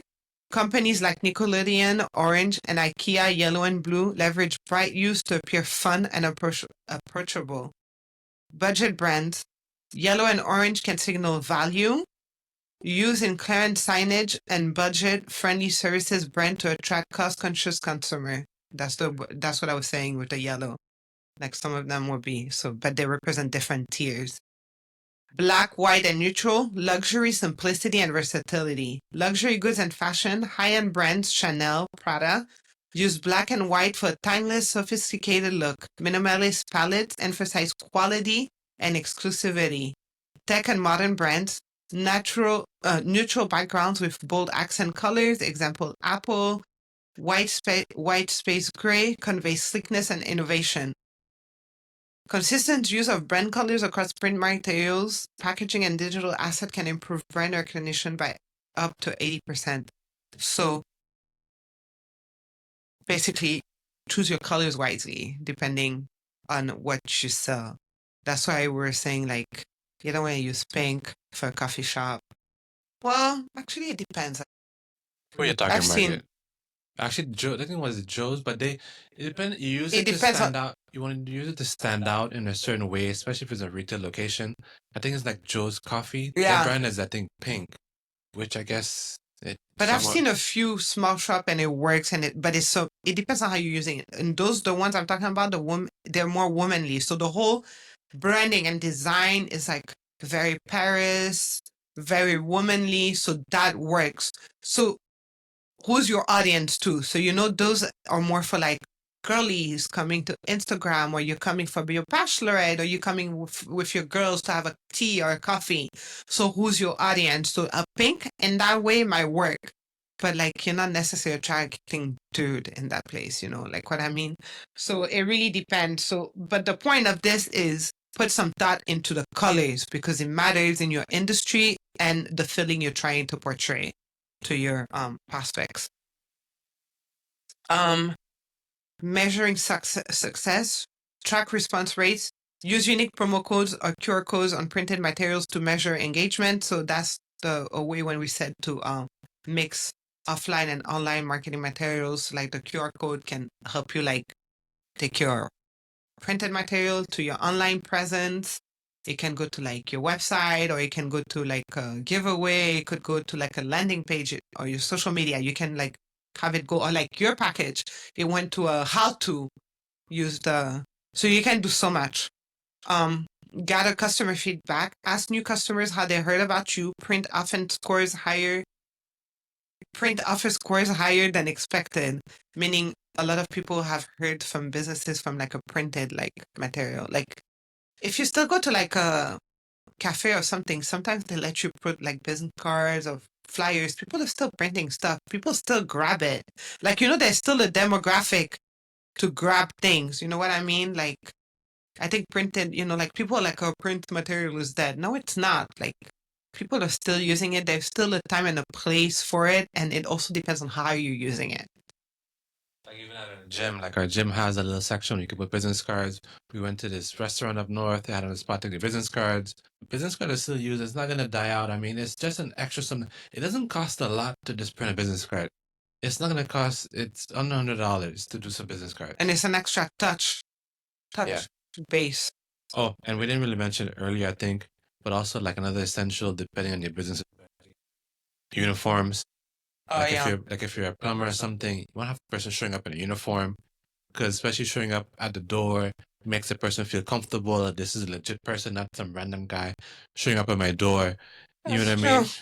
Like uniforms portray a certain image. Like you show up in a white van and like some random guy coming at my door knocking, like, okay, who the fuck are you? You know what I mean?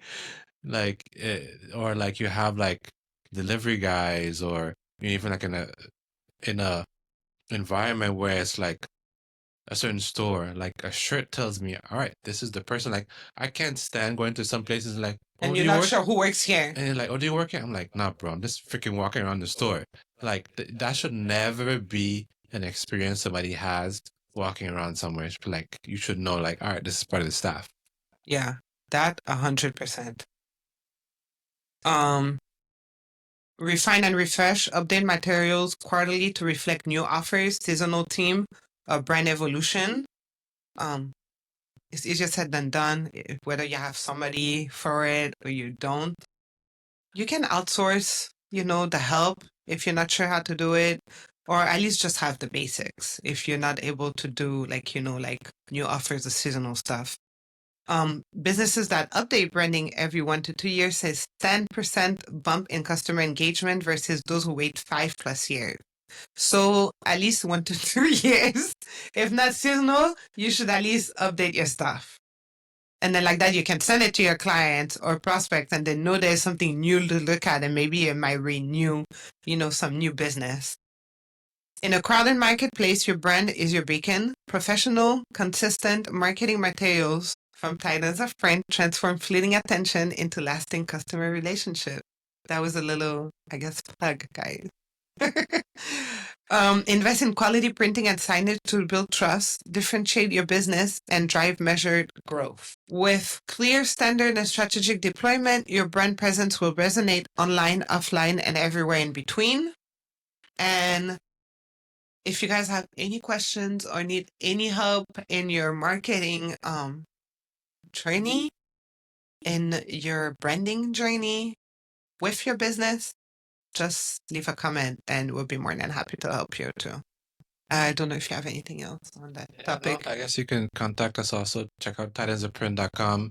But you could also reach out to us on social media, wherever. We're here to help, big brand, small brand. All the brands. All the brands. People start everywhere. It doesn't have to be complicated if you find a decent person to work with, whether it's us, somebody else. Don't feel that everything has to be an arm and a leg, but it is an investment. It is a business. It does take money to make money.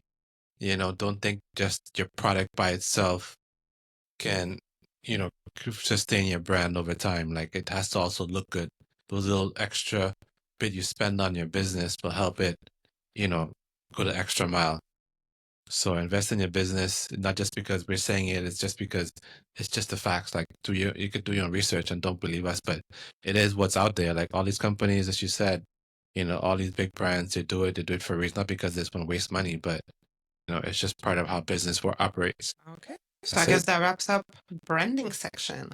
Okay, so now going to the last segment, the word on masculinity and femininity. Where do we start?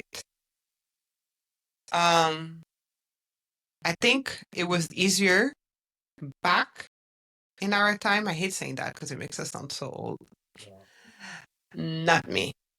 But yeah, it used to be easier. Like, now everything has become so complicated. And I don't know why there's blur lines. Like, you're born a guy or you're born a girl. And that has nothing to do with gay people and stuff like that. Because honestly, when we just had gay people, that was also easier. It's either like, I'm a gay guy and I like dudes. Okay. I'm a girl, I'm a lesbian and I like chicks. That is so easy to understand. Like, everybody can get behind that. Like, you do you, boo. Now everything is becoming so goddamn complicated. Like, we're doing too much, guys. Like, we're doing too much. I saw a post the other day on Instagram. This one, I guess some rapper chick, whatever. He's like, oh, she no longer identifies as being a lesbian. She's just no labels. It's like, you still like girls, right? So what's the problem? Like, why is it so complicated? She's never gonna be with a guy. So, like, yeah, you're lesbian, you're gay, whatever. Like, why things gotta get complicated? Or, I'm a man and I just gave birth. No, you are a woman because you have a vagina. You decided yesterday you were a dude and now you had a baby because you're a woman with a vagina. Like, it's all again, why can't you just say, like, maybe I'm a bush and then I just gave, like, I don't know. And I don't have a problem. That's why I said, like, when it was us, it was just like gay, like, and that's easy to understand. Now you're just making it complicated and people are adding new words every day. And it's just like, no, dude, like, I can barely remember my child's friends' names. And then now we're like just trying to add like new all kind of stuff. Like, no, we're doing too much. And yes, I think it's done on purpose. And yes, I think we're going for our masculinity for men. I think we're trying to confuse women. I think all of it is on purpose, is by design. And I always tell Chris, like, we're in Babylon time, dude. Like, it's just like, we're doing too much. Too much is happening. Like, so I guess let's go more into the topic. 46% of Americans say they personally lean feminine. 43% lean masculine. Younger adults are least likely to identify strongly with either traditional role. The fact that's even a stat for this generation is to tell you, like, there's a problem. Or, you know which one kills me is the new parents who shouldn't be parents. I'm going to let my child decide what gender they are. Ma'am? Was your child born with a vagina or a penis? That's it. That is it. You're not going to wait for your... No. Like, it's ridiculous. And I don't know why when it became so you know who has no sex? Who has confused sex? Baphomet, the devil. That's who has like no sex. That's who. The devil is a liar, people. And I'm not like religious, preachy kind of person, but in this case, the devil is a liar. Like, I'm all for love who you want, which is why I said I'm okay. You're gay, you like guys, you're lesbian. I'm good with bi. I could remember that word. You're bisexual. Some days you like girls, some days you like guys. I'm okay with that. Anything besides those three, we're doing too much. You're not a giraffe, you're not a cat, you do not go pee in a box. Like, I know it's off subject, but it's like all goes together. Like, we're doing too much. Like, like just too much. At least I know a gay guy knows he has a penis and he just likes other penises. Easy to understand. Like, like easy. Like, we're just doing too much otherwise. The gay guy is going to stay in his lane. Like, he plays basketball for the guy team because he still has a penis. He knows that. Like, he's not confused, Like, now we have men. Oh, you know what it is? You know what men in women's sport is? I suck at sports. I couldn't make it in the men category. So now I'm going to go and kill it with women because what I'm really am is a true pussy. I'm so sorry. Somebody has to say it, guy. Like, that's really what I feel like. And if you think I love the guy who beat a woman in the freaking sport, like literally, like what's the boxing? Beat a woman and they're like, yeah, wow, congratulations, you can beat a chick. You just hit the shit out of a chick. Now, why don't you try that with a guy your size? You couldn't do it. So you went and beat. Honestly, not thinking about it, that shit should have been illegal because now you're like beating woman. Like, don't husband get arrested for that shit and stuff? I think the example you're talking about, I think it was actually a woman. She just had a screwed up gene or something. I think she was actually a woman. They've had men doing it. No. I think in the Are boxing. you sure? Not in the boxing? The one you're talking about, she's actually a woman. It looks like. But her gene she has a man gene. Oh, I know which one you're talking about. That was, she had a high testosterone level since birth. So I guess, yeah, that's a little, but in general, like, guys are like, sports are separated for a reason. And then sports are separated sometimes by weight, height, like for a reason. Men and a woman cannot compete in the same sport. Sometimes you might be able to, but if you're like over the weight and the limb, like, it's not fair. It's just like, I'm sorry, I'm going to say it like it is. It's like, I think Black people might run faster and better than, other ethnicities. Like, it's shown. Like, sometimes it's not fair. Like, Black people are more athletic than other ethnicity. It's not fair. So now you're adding on the gender. Like, because I can't really think of any Black trans people that have came out and are try to take on over somebody. That's true. That's kind of I strange. don't know if that's because they don't show it, but that's true now that I think about it. There's nobody big. Maybe they don't want to be the face of that whole movement, but yeah. So now we have a whole culture, politics, and media on masculinity under fire and femininity under fire. So for the media, they're trying to portray toxic masculinity. The narratives argue traditional male traits, aggression, stoicism harm society. So the media is trying to push the way guys used to be is they're like just like they're bullies. Basically, like real men, alpha men are like bullies and they talk down to you. No, that's just a douche. That's not an alpha man. Like a proper alpha man just leads and is just a strong man and just takes care of his family. If you have one that's aggressive, it's just a douche. And they come in every shape, every way, even if they're a woman now, that you're still gonna be a douche. So it don't matter. And then for the woman, the media is doing the hyper feminine stereotypes, delicacy, passivity, or critic for limiting women's leadership roles. So you're too soft because you're a woman, you're too soft to be taking on CEO and stuff. Like you should like toughen up, or like the media is just screaming like, or like they're trying to push the genders against each other too in the media. What is it? Oh, you don't need a man.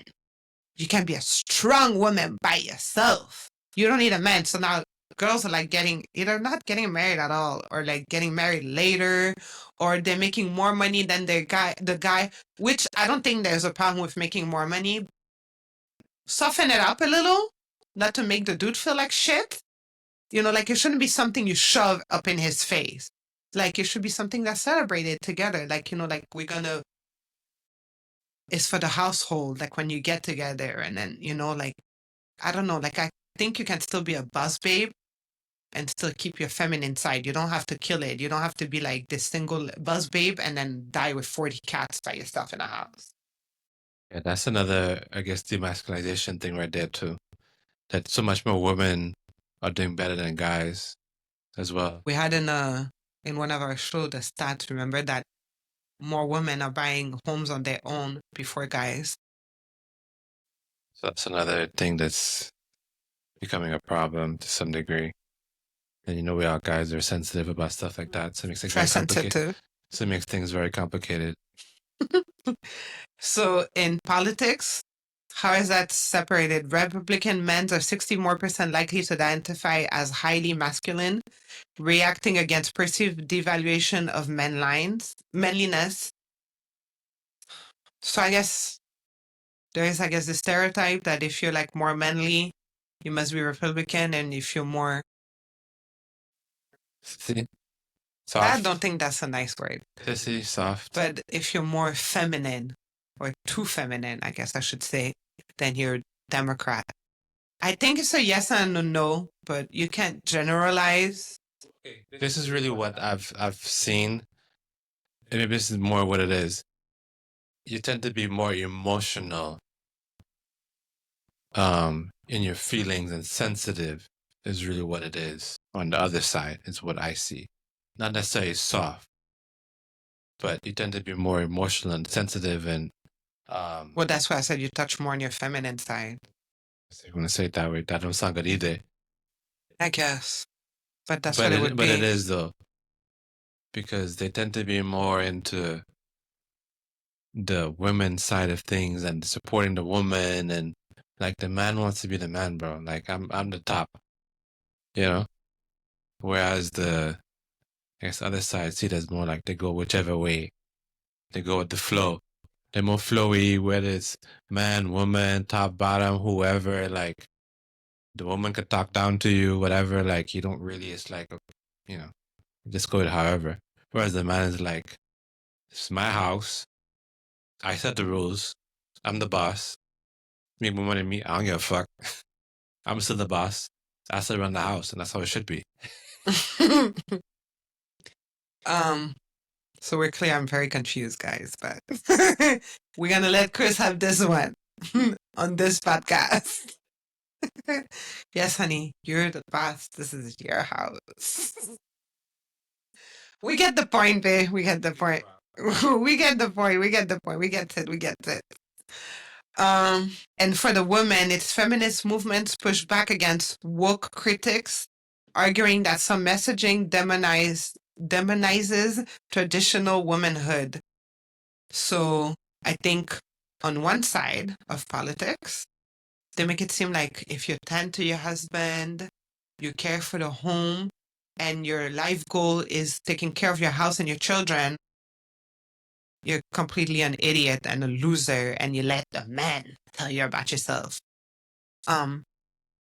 Actually, I think it's beautiful to be a mom, to be a stay-at-home wife. We had an episode about that.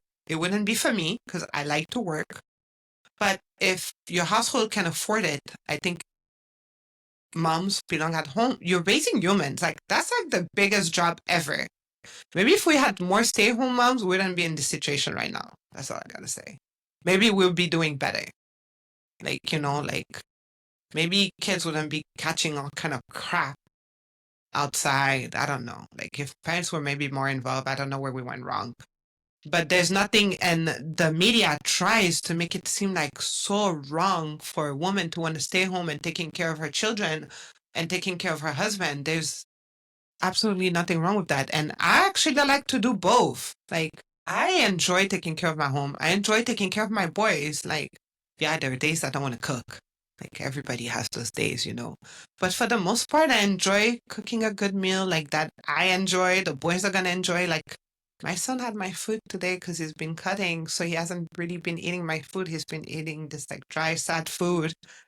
And then today he ate my food and he was like, oh my God, maybe I should go back to mama's cooking. It's so good. And that's a good feeling as a mother and a wife. Like, you take care of your home and you like have a happy family. There's nothing wrong with that. That's how it should be. And if you can have both the best of both worlds, like you can handle your business and take care of your home, like that's great. But if your dream was to just take care of your home, that's also great. Like you have the biggest job is raising humans, like full on people, like that are gonna go out in the world. So I don't think so the whole media, it's you should be independent and you don't need a guy. It's sad. Like it's sad. So either you're either gonna be they're gonna make you think that it's okay to have guys run trains on you because you're gonna be with a different dude every week, different energies, guys just putting their bad vibes on you. That shit is not cute, guy. I don't care how you try to sell it to yourself. As a woman, all those girls on social media talking about, "Oh, I'm a bad bitch and running through these guys and I don't care and I just met this dude and I slept." I promise you, those girls are lying. You're going home feeling like shit most of the time. You are alone. You had 3 guys run through your ass that one day, and you have to be feeling like shit. Because you know what? Women were built differently. Like, it matters. Like, we tried. I was young once. I made a couple mistakes. You want to pretend like it didn't mean anything and it didn't bother you? Now that shit bothers you. Generations are a bit different though. I think you probably went through a different. Okay, so Lost Souls. Yeah, like I think you're probably different. You've had feelings, but you just did some Morals? yeah, and you just did some dumb shit. You got caught up. But some people just live the life. It's just, or maybe that's the, that male gene they kind of have in you. Like I'm telling you, I looked at those girls and they say it and they preach it and they think it, but they are not happy. could be happy They're full of shit. temporarily. Yes, they are. That's why I said when you go home and you're by yourself and now you have to deal with just you, Not even that. it's Maybe, hitting you.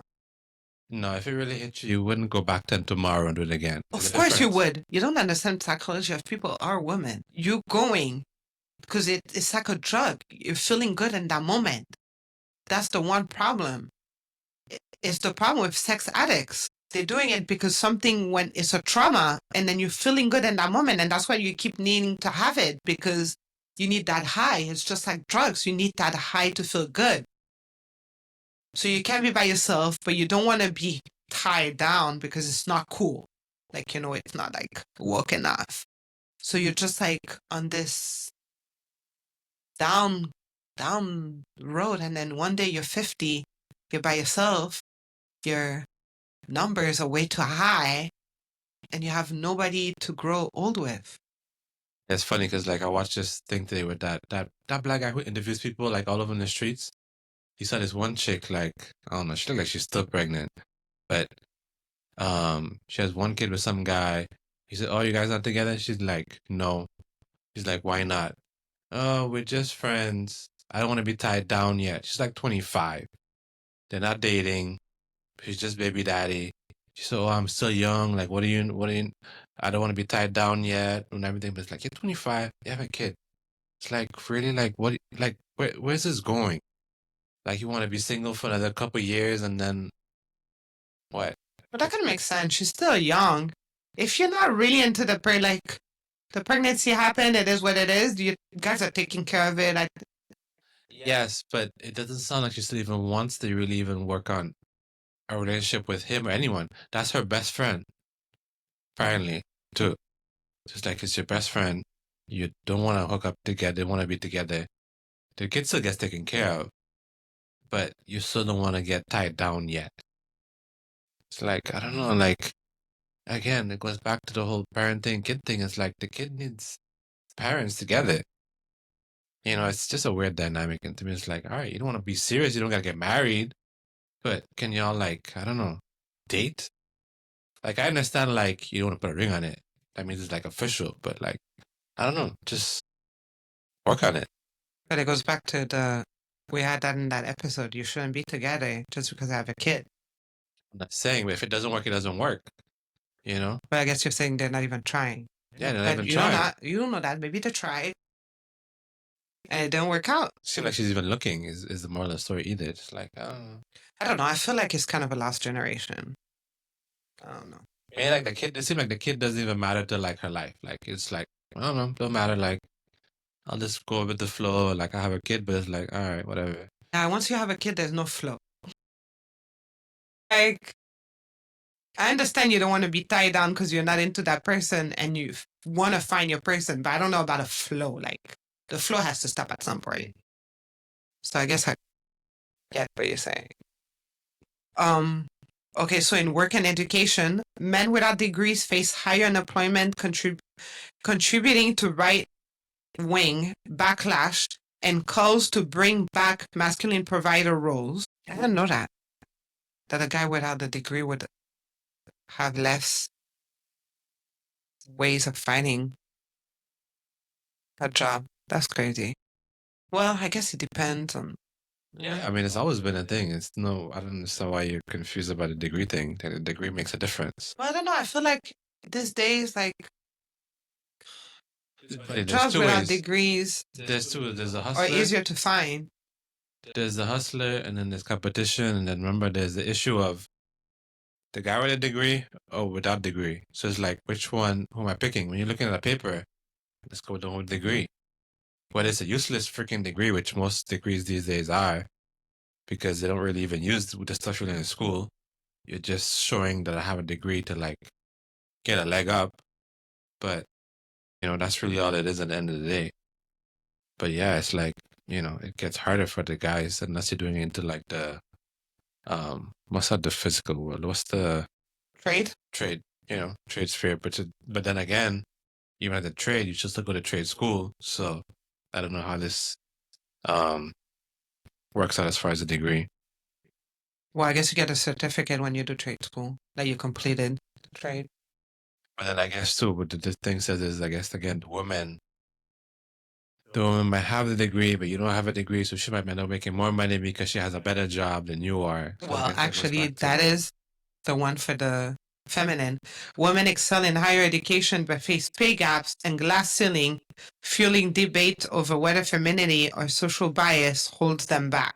I don't know. Like, people always have that argument, but then I look like we have so many more women CEOs these days. Like, but I guess in certain, I guess unless you're the top CEO in most positions, you might get paid less because you're a woman. I guess that's still happening. Yeah, but you're seeing it as the woman CEO for one. It's probably a company, maybe they started themselves. That's one. And then two, how many big CEOs necessarily are there? Because that's the ones you're really seeing. Is the CEOs in general across the board more women? Or you just happen to see more on those bigger corporate type companies? Well, I don't have a stat for that, but it's no, I've seen it on those bigger companies. Like when that CEO, that woman of Pep, was it Pepsi? Whatever. But that is a thing now. Yeah, a lot more women are becoming CEOs. So, yeah. But the point of this segment, well, this little part was that the media, politics, education, and work are pushing their own narrative when there shouldn't be a narrative, dude. It should be simple. You're a guy, you're the head of the family, You're the woman. You're a partner to the guy. You guys should be partners. Woman takes care of the children more, but I think it should still be shared. And then it's very simple. And I mean, even if gay marriages, I think like, I feel like there's always one guy, like for example, two guys. One guy is always a little bit more feminine. So to me, that guy takes on more of the, if you're raising children, take care more. But it's a simple dynamic. Whoever's going to be the feminine, whoever's going to be like, I don't know why we have to complicate and add all this extras. You know what I mean? Consequences of the gender culture war, mental health toll. Men facing masculinity crisis report higher rates of loneliness and depression. Women told to lean in experience burnout and anxieties. So yeah, we're just messing up with the natural balance. So everybody is getting depressed because you're fucking up your avatars. Like, like guys are supposed to lead and women are supposed to, well, I don't like the word follow. We're supposed to be by your side, support. And when you're not doing what you're supposed to, that's why like this generation is so depressed. They're so confused. And adults are confusing them. That's the saddest part. You can't tell me you have 4 children and all your 4 children are confused and you're confused. No, you're pushing that agenda on your kids. Your 4 children didn't wake up one day and say, I don't know what gender I am, mom. No. You decided to pick a random gender and now you're pushing it on all your 4 kids. That should be child abuse. Polarization, gender debates map into political divides. Republican defend masculine norms. Democrat critiques them, driving cultural fragmentation. What is it that Tony Robbins says? A society with strong men creates strong times. A society with weak men create weak times. That's what it is, right? Something like that. Yeah. Like, if you have, like, I don't know, guys are supposed to be the strength, the leaders. Women are supposed to be the essence, the peace. Like there is a flow. It's like yin and yang. Like, every culture calls it a different way, but it exists. They're trying to mess with the flow, confuse people. And it's been working so badly. It's horrible. Identity confusion. Younger adults under 30 are the least likely to identify as strictly masculine or feminine, yet feel pressures from both sides. Even a thing. So just look in your pants. Like, it'll tell you what you are. But again, you see, this is the crazy part. It's like, yeah, this people are confused. They tend to be more Democrat or Republican. Like, what's up with that scenario? Well, I don't want to say look in your pants, because there's I've seen trends like you feel a certain way since you're little, and those are legit. Like we've had that for a long time before all this confusion too. And that I can understand. Like, you've had it, and it's not you say you identify as a cat or something. Like, even when you were like a 5-year-old, you like to play with dolls. Like, you were a boy, but you like to play with dolls. You like to dress up, and it's never gone away. You've always tuned in. You're more feminine. That, I think, like, I can honor that. That's fine. So I don't want to generalize, but like the ones that are being pushed onto kids that are perfectly fine now is my problem. Like, you're confusing them. Like, those are children. Those are people who knew since like toddlers or young. They had like, or their parents could tell. Those are people who already knew. Like in their DNA. Yeah. It literally says like you're more like feminine. Yeah. Like, maybe you're born with the wrong, I guess that's like how they say it, like God gave them the wrong body. That I can understand. But the ones who were like totally fine, and then all of a sudden, like, you're trying to push it on them, you're taking them to all these parades, all these creepy readings, library readings, and you're trying to put an agenda on your children. That's my problem. You're confusing them for no reason. And then you're pushing out masculinity, pushing out femininity when it's our nature. And then the world is confused. And then we have this world. People don't get along, separation. People are like cuckoo for Cocoa Puffs. Like I literally watched a video, you watched it. The girl was interviewing this guy dressed in a wig, some white guy in a wig. Oh, I'm a woman. She's like, okay, what makes you a woman? I spent 5 minutes of, I wasted 5 minutes of my life or longer watching this guy, well, girl, whatever, to run around. They still couldn't tell her why he's a woman. He just decided today he's a woman. Tomorrow he might be a man. Like, bro, that don't make no sense. Another thing I'm gonna need you to do is pick a lane. Like you can be a woman one day and then a man the next day. That is not how it works. I do not care how many ways you want to say it, how many TikToks you want to cry on.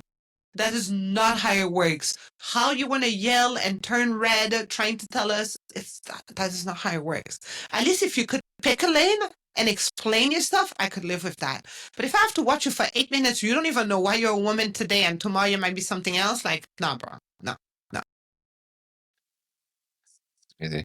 But again, I think that's also why I guess they have that this whole thing with the debate about the Republicans versus Democrats is that I guess the man is supposed to help instill the masculinity, and like in these scenarios, the guys tend to go with whatever direction. Like I understand you want the best for your kid and you all want to support them with a direction, but a man should not never welcome it into their home unwillingly. Like there has to be like you try and like steer it in some ways and hope that it works out, but you don't be like, let's go to the gay pride parade and experience all this stuff. Nothing is wrong with it. It is what it is. But you shouldn't push it when it's so influential on your kid. Like, your boy, let's stay with a boy, not let's go and see what, this other spectrum of stuff is. Like, your boy, let's try and see a boy. And I think that's a whole difference between the Republican side and Democrat side is where the Republican side want to stay on the masculine side, whereas Democrats is like, wherever we go, we go. Like you're still, I guess, a man, but if you want to be a girl today, you can be a girl today. Which I think is where we're losing the whole debate of and the flow of, being manly men. Like this no longer a thing. Yeah, I don't 100% agree with everything you say, but I understand it. And I agree with most of it. Because, and we've always had that conversation. Like, we've always wondered, we always said, oh, what if our son had been gay? Or like when he was younger, like Chris always had like a more, Caribbean man. Like a guy is a guy. And then me, I would be like, then he didn't really more listen to what I said. open. Then he didn't listen to what I said, though. But no, you said it like you would try to make it stick, but it's where me, I wouldn't try to make it stick because if the kid knows and we didn't push it in the house, then they might just know. Well, that's what I'm saying, but that's a bit different. But like you're saying with the woman, right, where all of a sudden all your 4 kids turned out to be trans or whatever, that's something you're doing there. That's not natural. That's not normal that all your kids turned out being like that. That's not a normal stat. Something is happening that you're influencing them or whatever it is. But I'm not saying that I would not have hate the kid or kicked out the kid. I'm just saying that I would have wanted to not steer them in the direction or put our personal influences to welcome it into the home, that this would be normal. Like you want to just push them that, not to say like do all these weird things and put them in like therapy and brainwash them, because like, yeah, if you think you're a woman, like you're a woman, bro. Like I get it. Like I'm not one of those people that's idiotic and think, oh, God gonna pray on you and fix it, and Yeah, that's kind of what I meant, like, because a lot of no. conservative like real kind of might go like a little too hard. Or we're gonna pray for you when you're gonna be turned out gay, or you're gonna do some like shock therapy, and like, no, bro. Like I get it. Like if you meant to be a woman, you're meant to be a woman. Like it is what it is. Like some people are like that, but I think that there's a lot of too much. You let too much influence into your home that could steer you into certain things, whether it's at school or wherever. You know, I like think that's a better way of saying it. I wouldn't want to encourage that type of lifestyle to welcome the confusion at that age. You know, like if you're 20 years old and you decide that's cool, but like when you're younger, it's like you're still developing who you are and society, and you're hanging out with those people. Like if you're hanging out with a bunch of like, let's say trans people, you might start to like more get that type of lifestyle. You know, I see what you mean. You're getting comfort from that when you should, if you didn't have that influence of the feminine side of things, you wouldn't go. Like people are being influenced by the environment. You know, as you said, the kids going to the drag shows and whatever. Oh, drag is fun, it's happy, like they look so fun or whatever. I like the makeup. Yeah, I want to cool. be that now. Like, you know, like I want to be like that. Like no, I like want to have fun too. I wouldn't want to have pushed that environment, which is what happens more on that side. You know, if you've always been that way, you like playing with dolls, like oh, guess you know you just know like that's what it is. But and then the next, I guess, also one thing that would have been a good example on your point too is your 6-year-old just tells you, "Oh, I'm a woman today." Okay, well, let's go take you to the doctor, and then we're gonna chop off your penis at 6 years old and go from there. No, maybe we could have waited until you're 18. Your hormones are all set, like you've gone through puberty, and your hormones in your brain are set, and then from then when you're an adult you can decide what you want to do, not like when you were a child and you didn't know any better because you just saw one cartoon from like some crazy people. Like, yeah, that's batshit crazy. So I guess in your point, yes, something like that. Yeah, I don't know about that. Yeah, I think parents to encourage. Yeah, they encourage the direction. Full speed. You want to be gay? because it's a cool thing to do now. Yeah, like it's like it's a trend. Oh, like, oh, I think I want to be a girl. Oh, you want to be a girl? Let's get a dress for you. Let's go shopping. Like, no, bro. And then let's post it on TikTok so we can get some new followers. Like, no, like, oh, he's starting his journey today. Like, no, like, let's try and see if this doesn't work out. Like, if it's really something you want to really be at and for a period of time, and but not less like, oh yeah, we're excited. Like, you want to be Christina today. Like, no, like, this is not. Encourage it fast, but that seems to be the thing. Like, let's take it slow and see how, if you're 6, how you feel next year. Like, let's not start wearing dresses tomorrow, like. Rates of depression amongst men rose 20% in the past decade, correlating with declining educational and economic prospects. So I guess money. Guys are losing jobs, which is making them depressed. 60% of Americans say society doesn't value caring or emotionally open men enough, while 34% say traits like assertiveness are overvalued. Okay, so feminine guys are complaining that we're overvaluing strong men. Basically, that's really what it is. Holy shit. You made me lose my thought. All right. So, I want to touch on these before we go. The dangers of blurred lines. Men fashion push toward femininity. So now guys are just like wearing dresses, skirts, braces. It's just getting outrageous. The colors, the styles, it's just like, we could be sharing clothes now. It's okay. Like even like the celebrities, like, oh, like, this person just started wearing a dress, is like all those Is weird the same things. person? Like all those weird things are just like influencing you societally. Yeah. Like, Department stores now dedicate 40% of menswear floor space to androgynous or traditional feminine designs. Basically, they're putting 40% of their clothing for men. They're like, like those mixed clothing now. That's where they're putting their space on. That's crazy.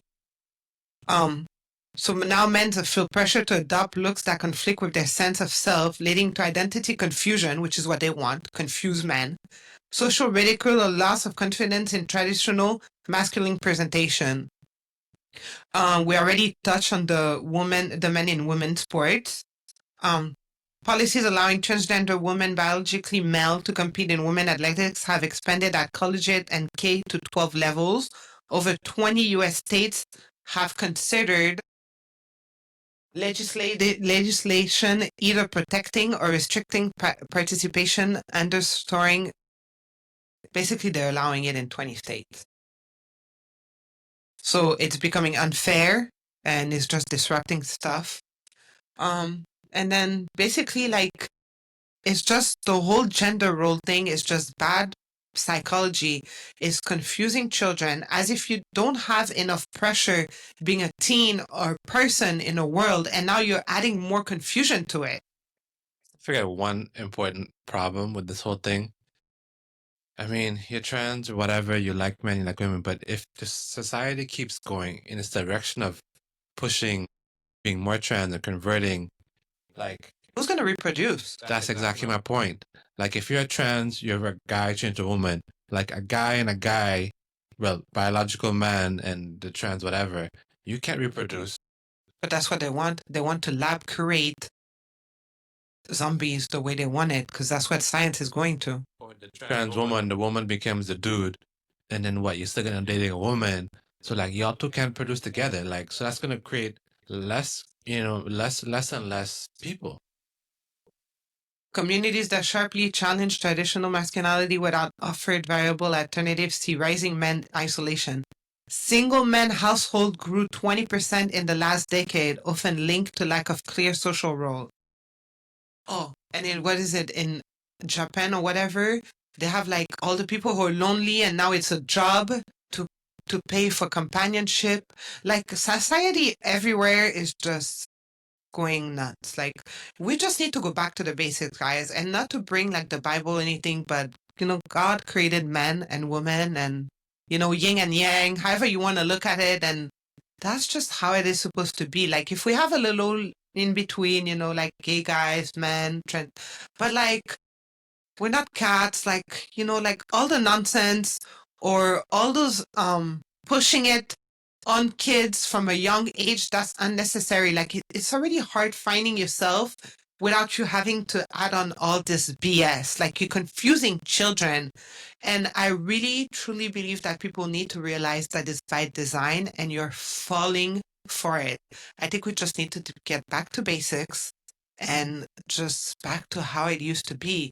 And, or maybe mid in between. That doesn't mean, yes, like, a man doesn't need to be an asshole, but he can just be a strong man. And a woman doesn't have to be a wimp, and you can still be a strong woman and still be in your feminine side, and you guys can still support each other and have a great life. Like, we can just like fix it, make it better, but not like just like this complete disaster. Well, that was my 3 cents on masculinity and femininity. And by the way, guys, we all have a masculine and feminine side, because we each have yang, and like, you just need to be in tune with both, and it's okay. Like, you don't have to like be confused. I guess this is it for today. This was episode 8. Thank you for watching us. Follow, like, subscribe, comment, share, please. And thank you for joining us again. This was Bond and Build with Chris and Cappy. There you go. We're out.